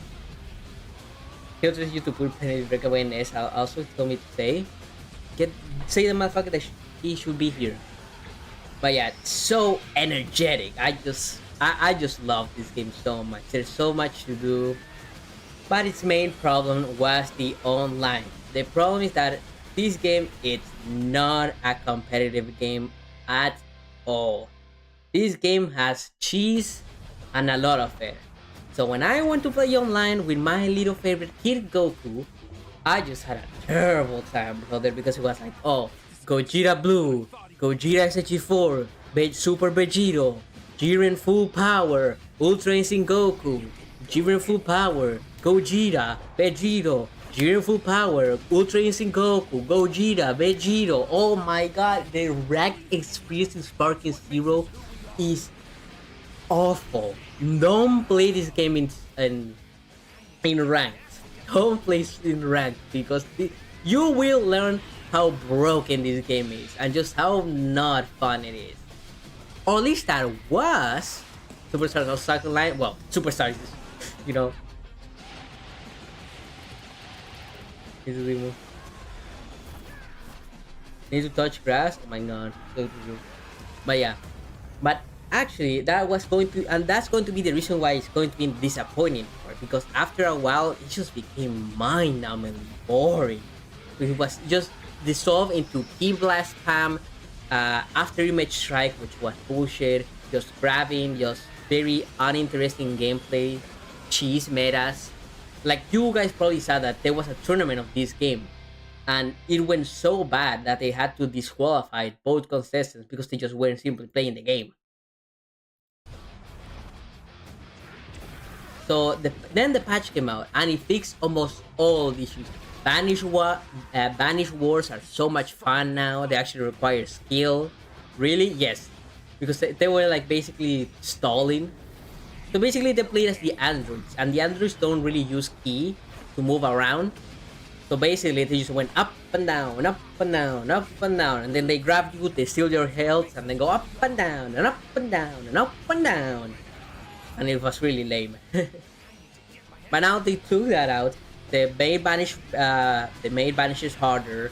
They made just everything faster and more snappy and more fair, which I like. I still have my issues with the game. I feel like story mode could be a little bit more fleshed out. Like I really like story mode. Like the computer players actually play the game fantastically, and I would say I enjoy more the single player than the actual multiplayer aspect. And I think the custom battle there's a custom battle option in this game where you can basically make your own raid boss, basically your own scenario, and I also had a lot of fun with that. The problem is that it's very clunky, especially when choosing voice lines. But they also fixed that. Now you can order them alphabetically, which like thank God. So yeah, definitely I want to give this game more of a chance because what they done with this game is honestly like inspiring how much they listen to the feedback of us. Like from the very beginning, like people were saying like, "Oh, this shot doesn't look that good," and then the next trailer came out and that shot was fixed. Like Super Saiyan 3 Goku didn't really look good. Then, for example, there was a super that you couldn't do on a big boss, and then people were like, "Oh man, this sucks. Why can't we do this on big characters?" But then they fixed that. They said, "Oh, Kefla looks kind of bad in this game." Then they fixed that. They said the game was too slow, and then they fixed that. So I really appreciate the dev team on this one, and I feel like with a couple patches, with a little bit more DLC in a way, maybe if they made casual matches actually easy to find, because how basically it works is that basically I have to hold a lobby, like it's no casual matching. You have to hold a lobby and then wait for someone to join your lobby or join someone else's lobby, which is just ugh. But yeah, aside from that, it's a great. I just want a little bit. It's just that Sparking Zero, in its nature, is not going to be a very. It's not going to be a very. We play this every single day of the week game. I think I know how special this game is for people, know how much work they put into it. Absolutely.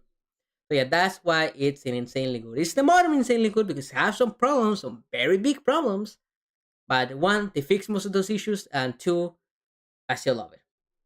They set their asses down and listen. I'm saying, hi Dexes. So now, number 4. Actually, let me get a here we final 4. Let me get the final 4 music.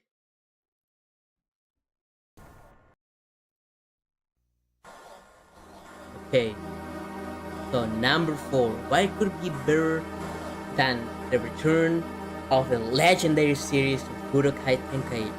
Well. On number 4, none other than another fighting game, a one that I've been looking forward for years. Now, one that could also make the argument that it was a little disappointing, but I think it's one of the greatest fighting games I ever played. Holy shit! What year was Final Horizon 2023?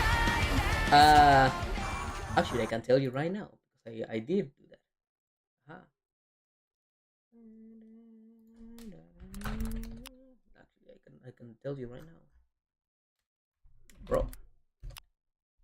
So thank you so much for the $2, Francis. Thank you. Mayumfi. Had kami get a little heart. Ay. Yeah. What's stop yapping? Final Horizon was in great, so it would have been in great if a little disappointing.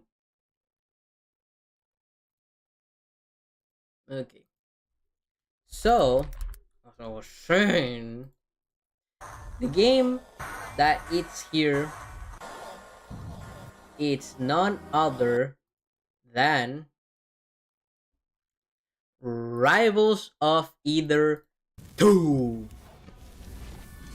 So, if you guys don't know, Rivals of Either is a Smash-like platform fighter that I've been following since the beginning. This game, I think, is the best in the genre. It has everything I love about Smash in a very unique way and in a very special way that is both technical but at the same time it's not annoying. Now, I'm one of those guys that I think Smash pick with melee. I'm like, wave dashing, oh, it doesn't have wave dashing. Where's my fox after that? Shine. But it's true. I do like Smash melee a lot. and I think it's the best Smash game just for how fun it is to play. But I also won't deny that it's not easy to get into Melee. The game is so clunky if you don't know what you're doing. It's a chance. Chance. Oh my god, can I get a better gameplay trailer? Uh, Gameplay, no commentary.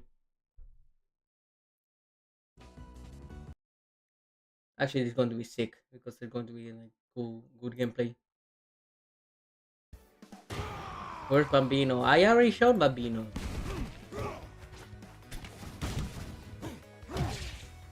Start another goal. No. We already hit the goal. The bro left. So basically, what makes this game so special is that it takes all the technicality of Melee and just makes it easier and makes it cooler. So you got your wave dashing, your dash dancing, you know, your air dashes, your all your cool stuff in there. And what it adds is just some of the greatest fighting games characters ever made. I like every single character in this game is unique. It feels like any character here is the greatest character of all time. Like you could say like, oh, this character is broken, this character is broken, this character is broken, this character is broken. You will be mad at every single character, don't worry. And it does still have a little bit of the melee issue of it's not very noob friendly. But when you play this with someone who knows their shit, it's so fun. It's the definition of what I want in a platform fighter. That was the original Rivals of Feeder. So Rivals of Feeder 2, right?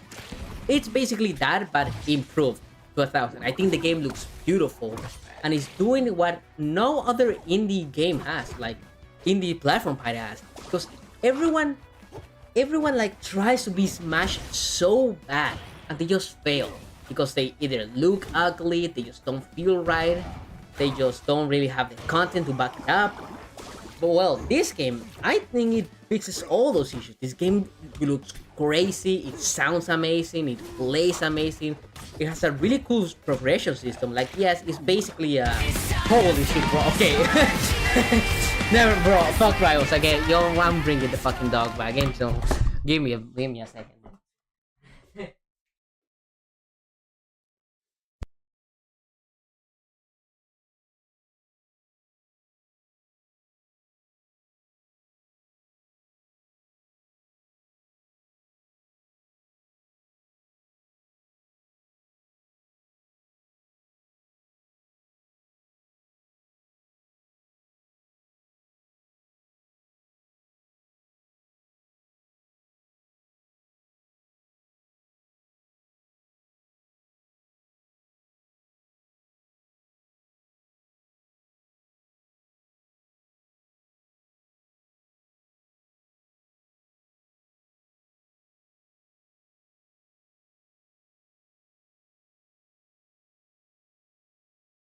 Okay, back.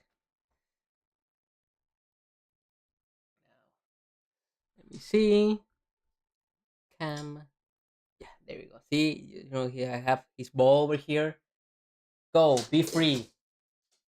And then bro comes back and he gives it to me. Oh my god. Go, fuck off. Yeah, as you can see, my poor little guy over here. His hat is his leg. He has like a fucked up leg. We're working on that. Don't worry. We're giving him the proper medication. But brother does not like doctors and attacks every single one of them. That's not a good boy activity. Go be free.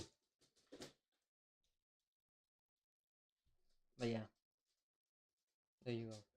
See, this is a fucking pro. Now he wants to play with me.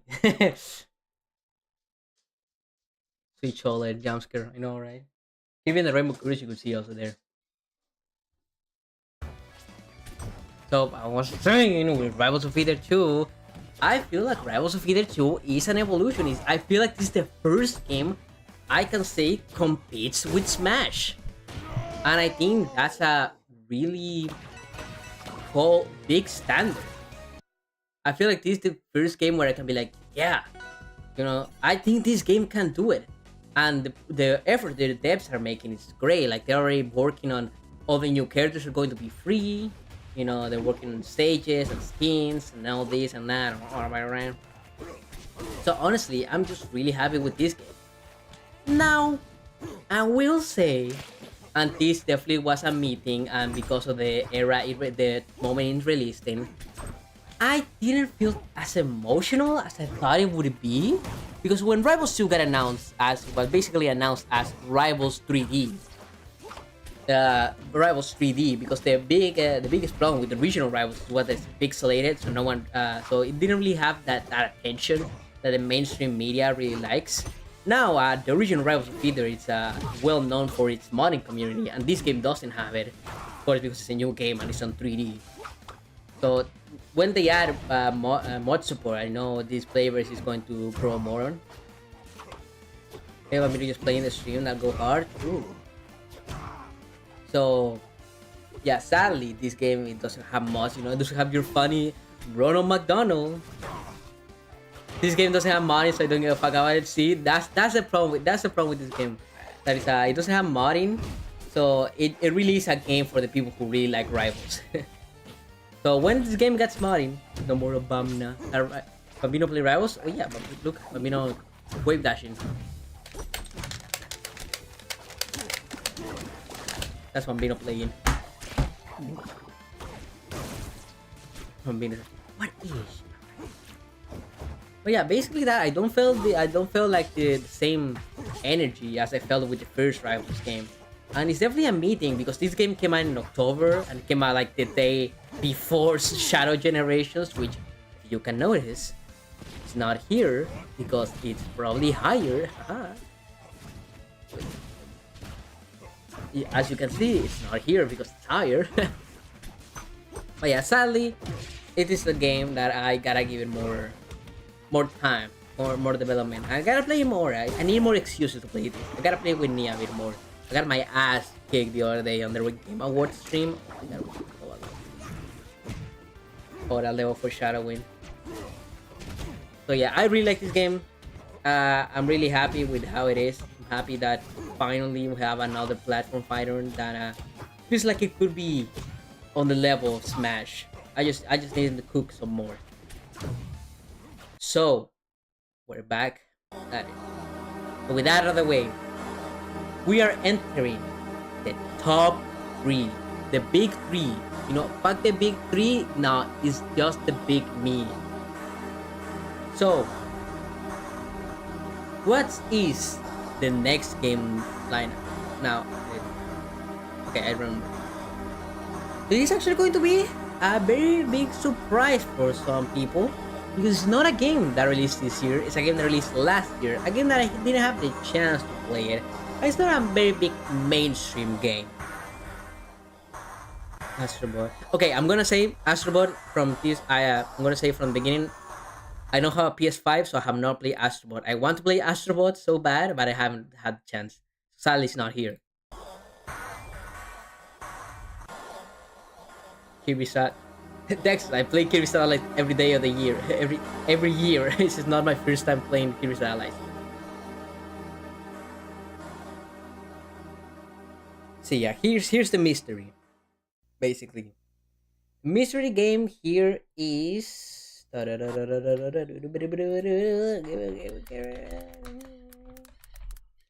is a very me game. I'm just gonna put it that way. Is Gravity Circuit. What the fuck is a Gravity Circuit? The Gravity Circuit. Well, Gravity Circuit is a Mega Man inspired indie game. Oh brother, welcome back to the club. So it's everything nowadays, right? Well, what makes Gravity Circuit so cool is that it's a very melee combat. It gives me that sense. It's a very cool combination between a Mega Man and Kirby of all things. Now, why Kirby? Because this game is very melee focused. Like, it's very fighting game focused, where you can punch your enemies, you can do combos on them, you got special moves. Yeah, see, like right there, you can grab them, you can toss them in. The movement is just sick. This music is incredible. The game just sounds fire. Can I find those? Ooh. The game just sounds amazing. So many cool techniques and way you can beat each stage. The story is actually kind of cool. As someone who I didn't really give that much a fuck. But yeah, the bosses are really cool. This game is just really fun, really, really, really fun. But like, what can I say, man? As someone who loves this kind of stuff, it's just, oh, it's so good, it's so good. Kiriko, you get ability on the level based when you defeat them. You don't get abilities from this game. You get like perks that you can then buy, like a double jump, and then you like equip them.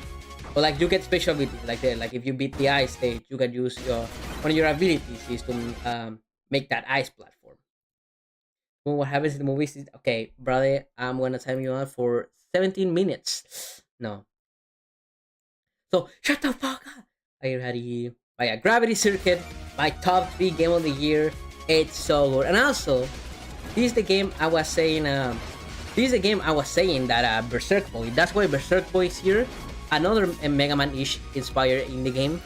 That came with Gravity Circuit in like a pack. I don't know why, but it did. But yeah, Gravity Circuit, incredible game. So replayable, so replayable. I love Mega Man Zero, and this game is just that, but it's, you know, cool. Hopefully, what is this list? Is my list, you know? The year. How many games you play? Listen, the unemployment rates went crazy this year. So yeah, that's. Oh my god! Oh my god! Shut up! Thank you, Francis, again for the $2. Guessing Pizza Tower or Freedom Planet 2. Well, I can tell you Pizza Tower I played last year. Damn, y'all want me to... y'all pay my ticket for Sonic Movie 3.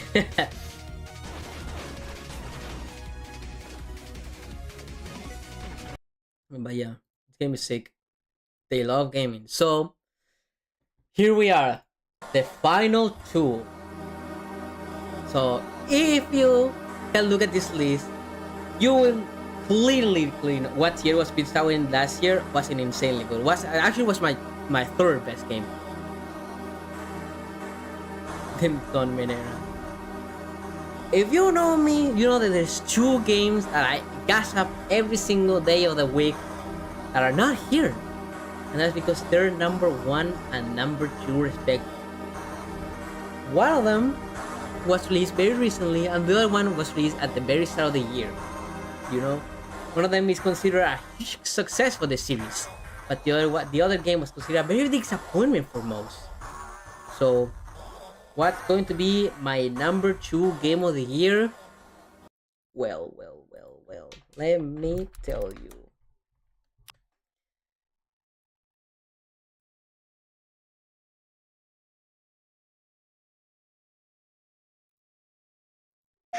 It's this. It's Penny's Big. It's Penny's Big Breakaway. Yes, sir. So no number 1. It was surprising for me, but man, this game makes me sad. Why make me sad? Why would you say it makes me sad? Because this game has so much passion, dude. It's so fun. Is the game missing? It's number 2, bitch. And it makes me sad because this game was considered a failure. You know, people don't like this game, but what I see in this game is I see passion. You know, I see love. This is basically everything I want out of a 3D platformer. It's got that unique design, got the cool movements, it got that sick soundtrack. I love Penny. Like, I made a whole video about this game. That's how much I love it. And I don't make videos about that nor Kirby or the Sonic. What made Penny's Breakaway such a outstanding thing then? Well, it's just, we're gonna say the movement just grabbed me in a way like no other game has in so many years. I think I said it before, but I haven't had this much fun controlling a character since Mario Odyssey. I think it's that fun. But sadly, it does have its problems.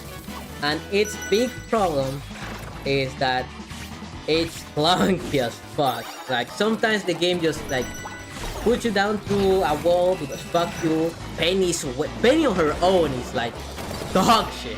You need to be rolling around all the time. And like sometimes I feel like some stages are kind of not the best, you know. But I mean, overall, I just love the aesthetic. I love the music. I love the gameplay of this, and it just makes me so sad how like people just didn't get it. And I understand why they didn't get it. I mean, I made a whole video about why people didn't get it and how I did get it. Oh my god, Franz, thanks again for the $2. Mania Breath of the Wild, Odyssey. Odyssey is my favorite game of all time.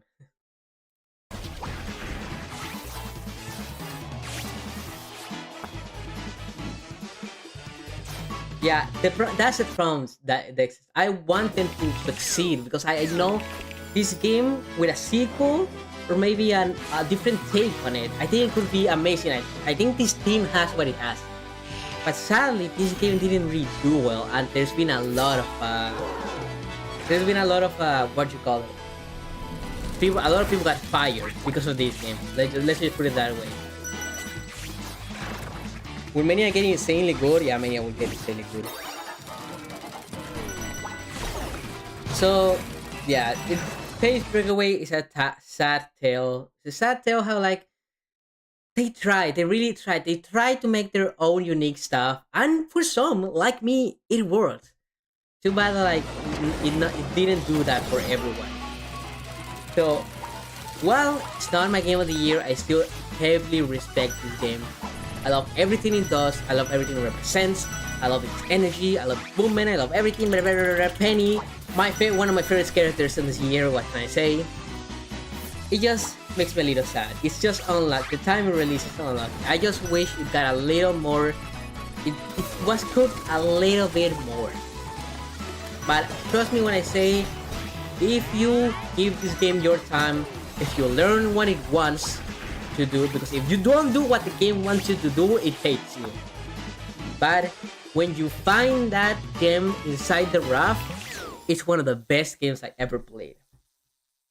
And now, what's spinning? What's going on, right? That's so what's number one? Okay, let's stop fucking sugarcoating. It's Shadow Gems. Okay, like, can we stop fucking around? Like Shadow Gems, like okay, like can we stop fucking around? Like, funny, I get it, you know. Shadow Gem. Oh my god, FedEx. Oh, shut up. I want Shadow.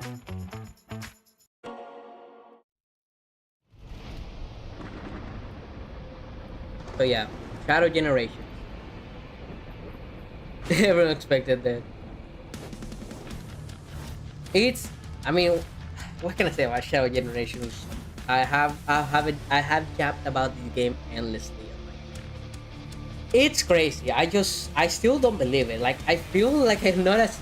This is going to sound really funny, but I don't feel as passionate for Shadow Generations as a game like Frontiers because it's so good. Like, I'm genuinely still to this day flabbergasted how they did it. Like, it's crazy how, like, they just randomly dropped the best Sonic game ever made. Like, it's not my favorite, but it's like up there with one of the best. Not 9 souls. I'm sorry, yeah. Sadly, you know, not 9 souls. But it's crazy. They just dropped the best Sonic game ever made, and I don't have to defend. And I love that about defend. And finally, it's crazy how, like, finally a Sonic game that just is good. There's no quotation mark. There's no, well, if you give it a chance, you know. There's no like, well, if you play it enough times. No, it's a good game. It's a great game. Even it's an amazing game, and it has Sonic Generations, which is another of the best games of the entire series. It's like, it's crazy. I genuinely did not think we could get a game like this so soon after Frontiers. I'm genuinely flabbergasted that this game even exists. And like, what, from a gameplay perspective, the game is just fantastic. The level design is incredible. The way Shadow controls, you know, it's not adventure era, but it's a perfect blend between Boost era and Frontier's more open zone era. Something I want to call it, like, and I want to make a whole video about this, like how genius it is. I want to talk like the the Modern Boost game. Also, this sound. Not, no, the Modern Boost or the Up Boost. Because this game has so many paths and the way Shadow controls and you can just fly through the stage with his spear tactics is so fun. Also, yeah, it runs fine on Switch, although I'm seeing a PS5 option. But it's generally, there's haven't replayed a Sonic game this much since the original Sonic generation.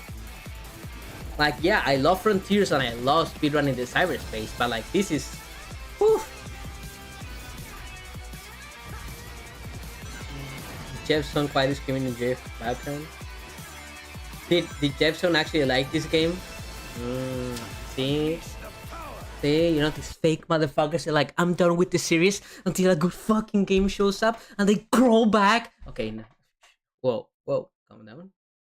This is a good game for a newcomer in the series. Absolutely. And this is why I can forgive. My only problem with this game is that generation is literally just Sonic Generations. I've been playing this game for 11 years, so nothing about Sonic Generations impressed me. The Chow are like, whatever. The Drop Dash, whatever. The script rewriting, whatever. It's just Generations. That's my problem with the game, is that it's just Generations. But if you haven't played Generations, it's fantastic, man. I'm always been saying, every time someone asks me, yo, I want to play a Sonic game, which one should I play? No, it's not has new watch ones. The colors, they feel so bright. Every time someone asks me what's a great Sonic game to start, I always say two: Sonic Mania and Sonic Generations. But every time I see Sonic Generations, it's like, well, I cannot play it on my Switch. What the fuck do I do? And a lot of Nintendo fans, a lot of my friends, because all of them are currently Nintendo fans, they're like, yeah, I never played Generations. I only played the 3DS version. Because Generation was never on a Nintendo console. No, Call of Duty no. How do you become an Animal Crossing?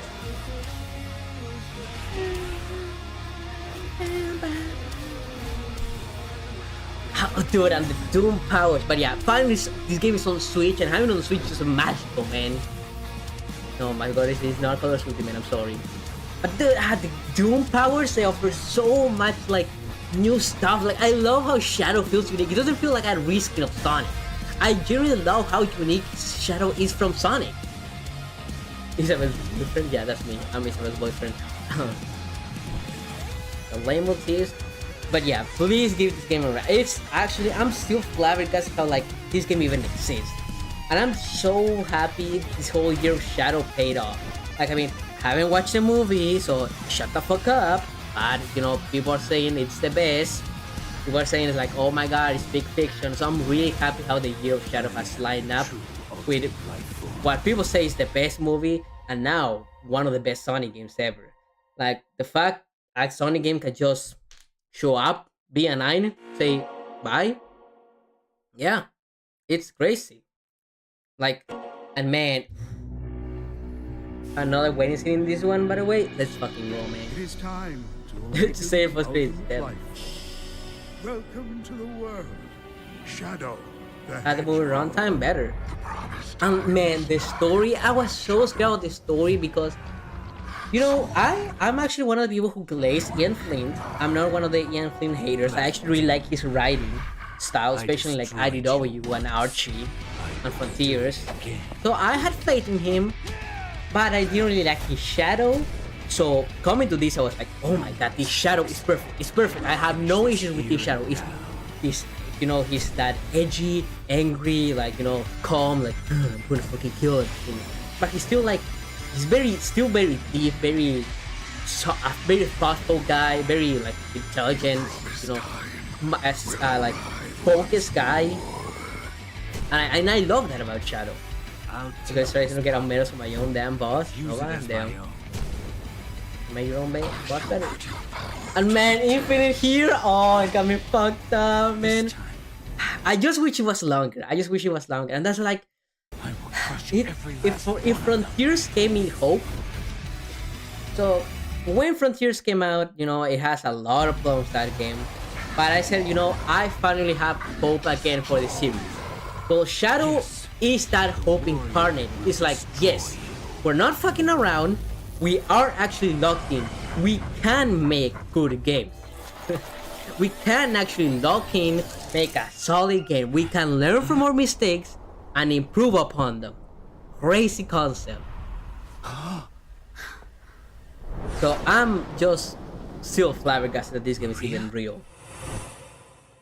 What can I say? I'm just a happy Sonic fan. Now watch them never do it again. No, you cannot say anymore. No, it's big. Oh, it's big. Oh my god. We have the 80 so that my friends kind of get like an emotional funny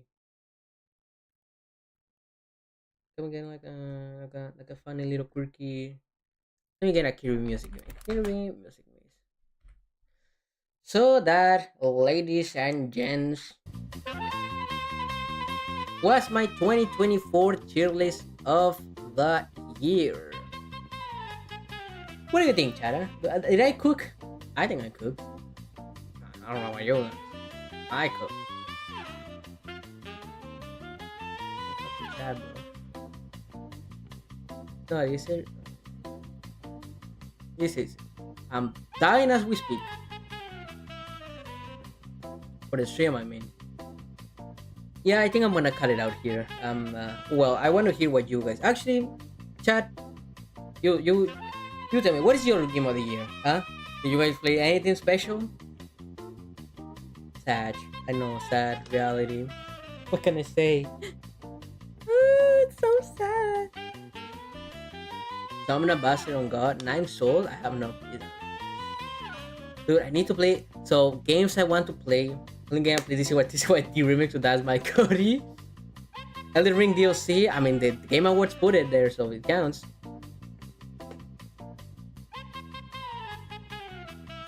And 9 Souls pretty fun so far. Oh, you guys are 9 Souls.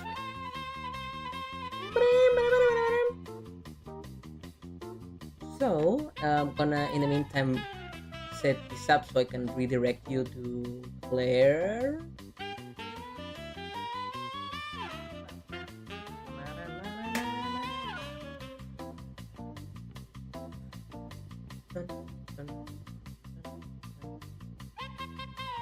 Redirect. I know Claire is streaming. Yeah, there is. When I finish, you will be teleported there. So don't go yet. Yeah, gotta have that Miku stream for real, for real. Can Minecraft be my game of the year? Sure. Shadow is Shadow. Also Shadow, if games released this year, probably wants to play this year, then Nier Automata. Oh, you play Nier Automata? I still need to play Nier Automata. I know you would play because you're a fucking freak. This right, Bakaja? No, this is Mass Effect.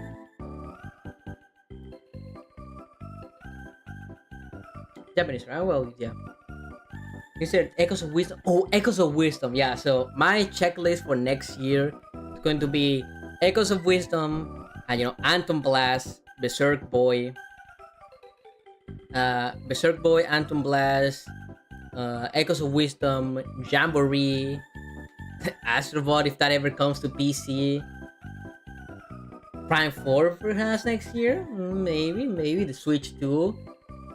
Looking back on this year, it was a pretty light year. Like, as you can see, as someone who's doesn't have a PS5, doesn't really play the newest grandiose AAA experiences that are not Nintendo because I'm a Nintendo baby. It was a very, very light year for me. What can I say? Very indie heavy for me. But I still had a lot of fun. Especially, gotta appreciate this multiplayer tier. Because at the end of the day, the best thing you can do while gaming is have fun with friends. So the fact I could spend so much time playing with friends and most of this tier list is multiplayer games, I'm happy about that. Next year, Monster Hunter Wilds. I know my friend Bardo loves that game. So yeah, overall, I think I could. What can I say? Didn't play Astrobot. I didn't play Astrobot, sadly. I don't have a PS5. Oh no. I don't have a PS5 for the one game it has. Are gonna pop up, yeah. Am I John Cena? Yeah, that's my guy.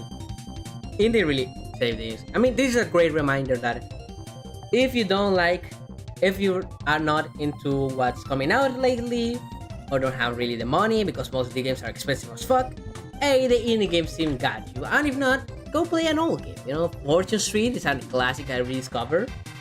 Same with Castlevania Adventure. Mass Attack was ass. Okay, wasn't ass. Overall, great game. Yummy! Super Mario on the PS5! Wahoo! Yeah, overall, I think we cooked. So next year, chat, is actually going to be a big one. So I don't know if this is going to be my final year stream of the year. In winter still happening, I'm just saying maybe. I don't know if this is going to be my last stream of the year. Probably might be. I don't know when I could stream or what I would stream. Why is my Sega that low? That game is fire. Crazy how we can just fucking lie these days.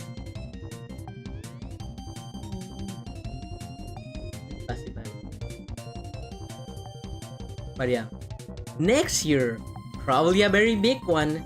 You know, if Nintendo locks in, we're going to get the Nintendo Switch 2. You know, that shit is getting leaked everywhere, so I'm sure that's going to release soonish.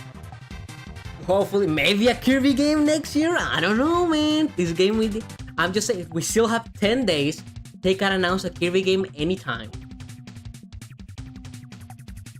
Get it for Mario Kart 9, Kirby 20, you know, Smash Ultimate 2, Mario Maker 3, Donkey Kong Ultra Deluxe, Bayonetta 4, what more? Kirby and the Rainbow Curse HD, crazy, Shadow the Hedgehog 2, Sonic Adventure 5, Pikmin 5, Lego Tropical Freeze HD, Splatoon 1 plus 2, Super Mega Man, Duck Hunt 2. See, next year we're gonna go dummy. 1-2 Switch 2. That game already exists. Everybody want to switch. I play that game. It's ass. 1-2-3 Switch. Louis mentioned 3DS for $70. But yeah, I'm gonna close it out like that. Now don't leave in a second, because as I was telling you guys, we're going to go over at Claire's place. She's actually also doing a tier list. What's she doing? She's ranking Kirby copy abilities depending on how much she wants that as a Christmas. So hey, if you want more tier list funnery, you know, you can do that. Oh my god, whoopies. Stop. There we go. Robot remake, which is not happening. Can you raise it on YouTube too? Yeah, it's kind of weird. It's like a redirect. Like when you have to like set it early, and when you end, it just like automatically redirects you to another stream or another video. It's kind of crazy. But yeah, thanks so much for coming to the stream. It was indeed a year. I'm not gonna say it was the best year for, you know, the Sonico industries in here. Hope everyone has a fantastic holidays. Hey, go watch Sonic Movie 3. Have hype. And, you know, hopefully next year will be better for me and for everyone else. Hopefully next year is the year I actually lock the fuck in. Chris got Bambino, Boy, Puppy. Now we got a Hero Puppy. I'm saying. But yeah, it's been fun. Thanks so much everyone for coming to the stream. That's all from me, and I'll see you on the next drive. Now I'm gonna tweet this list. I'm going to get dogs. Yes, sir.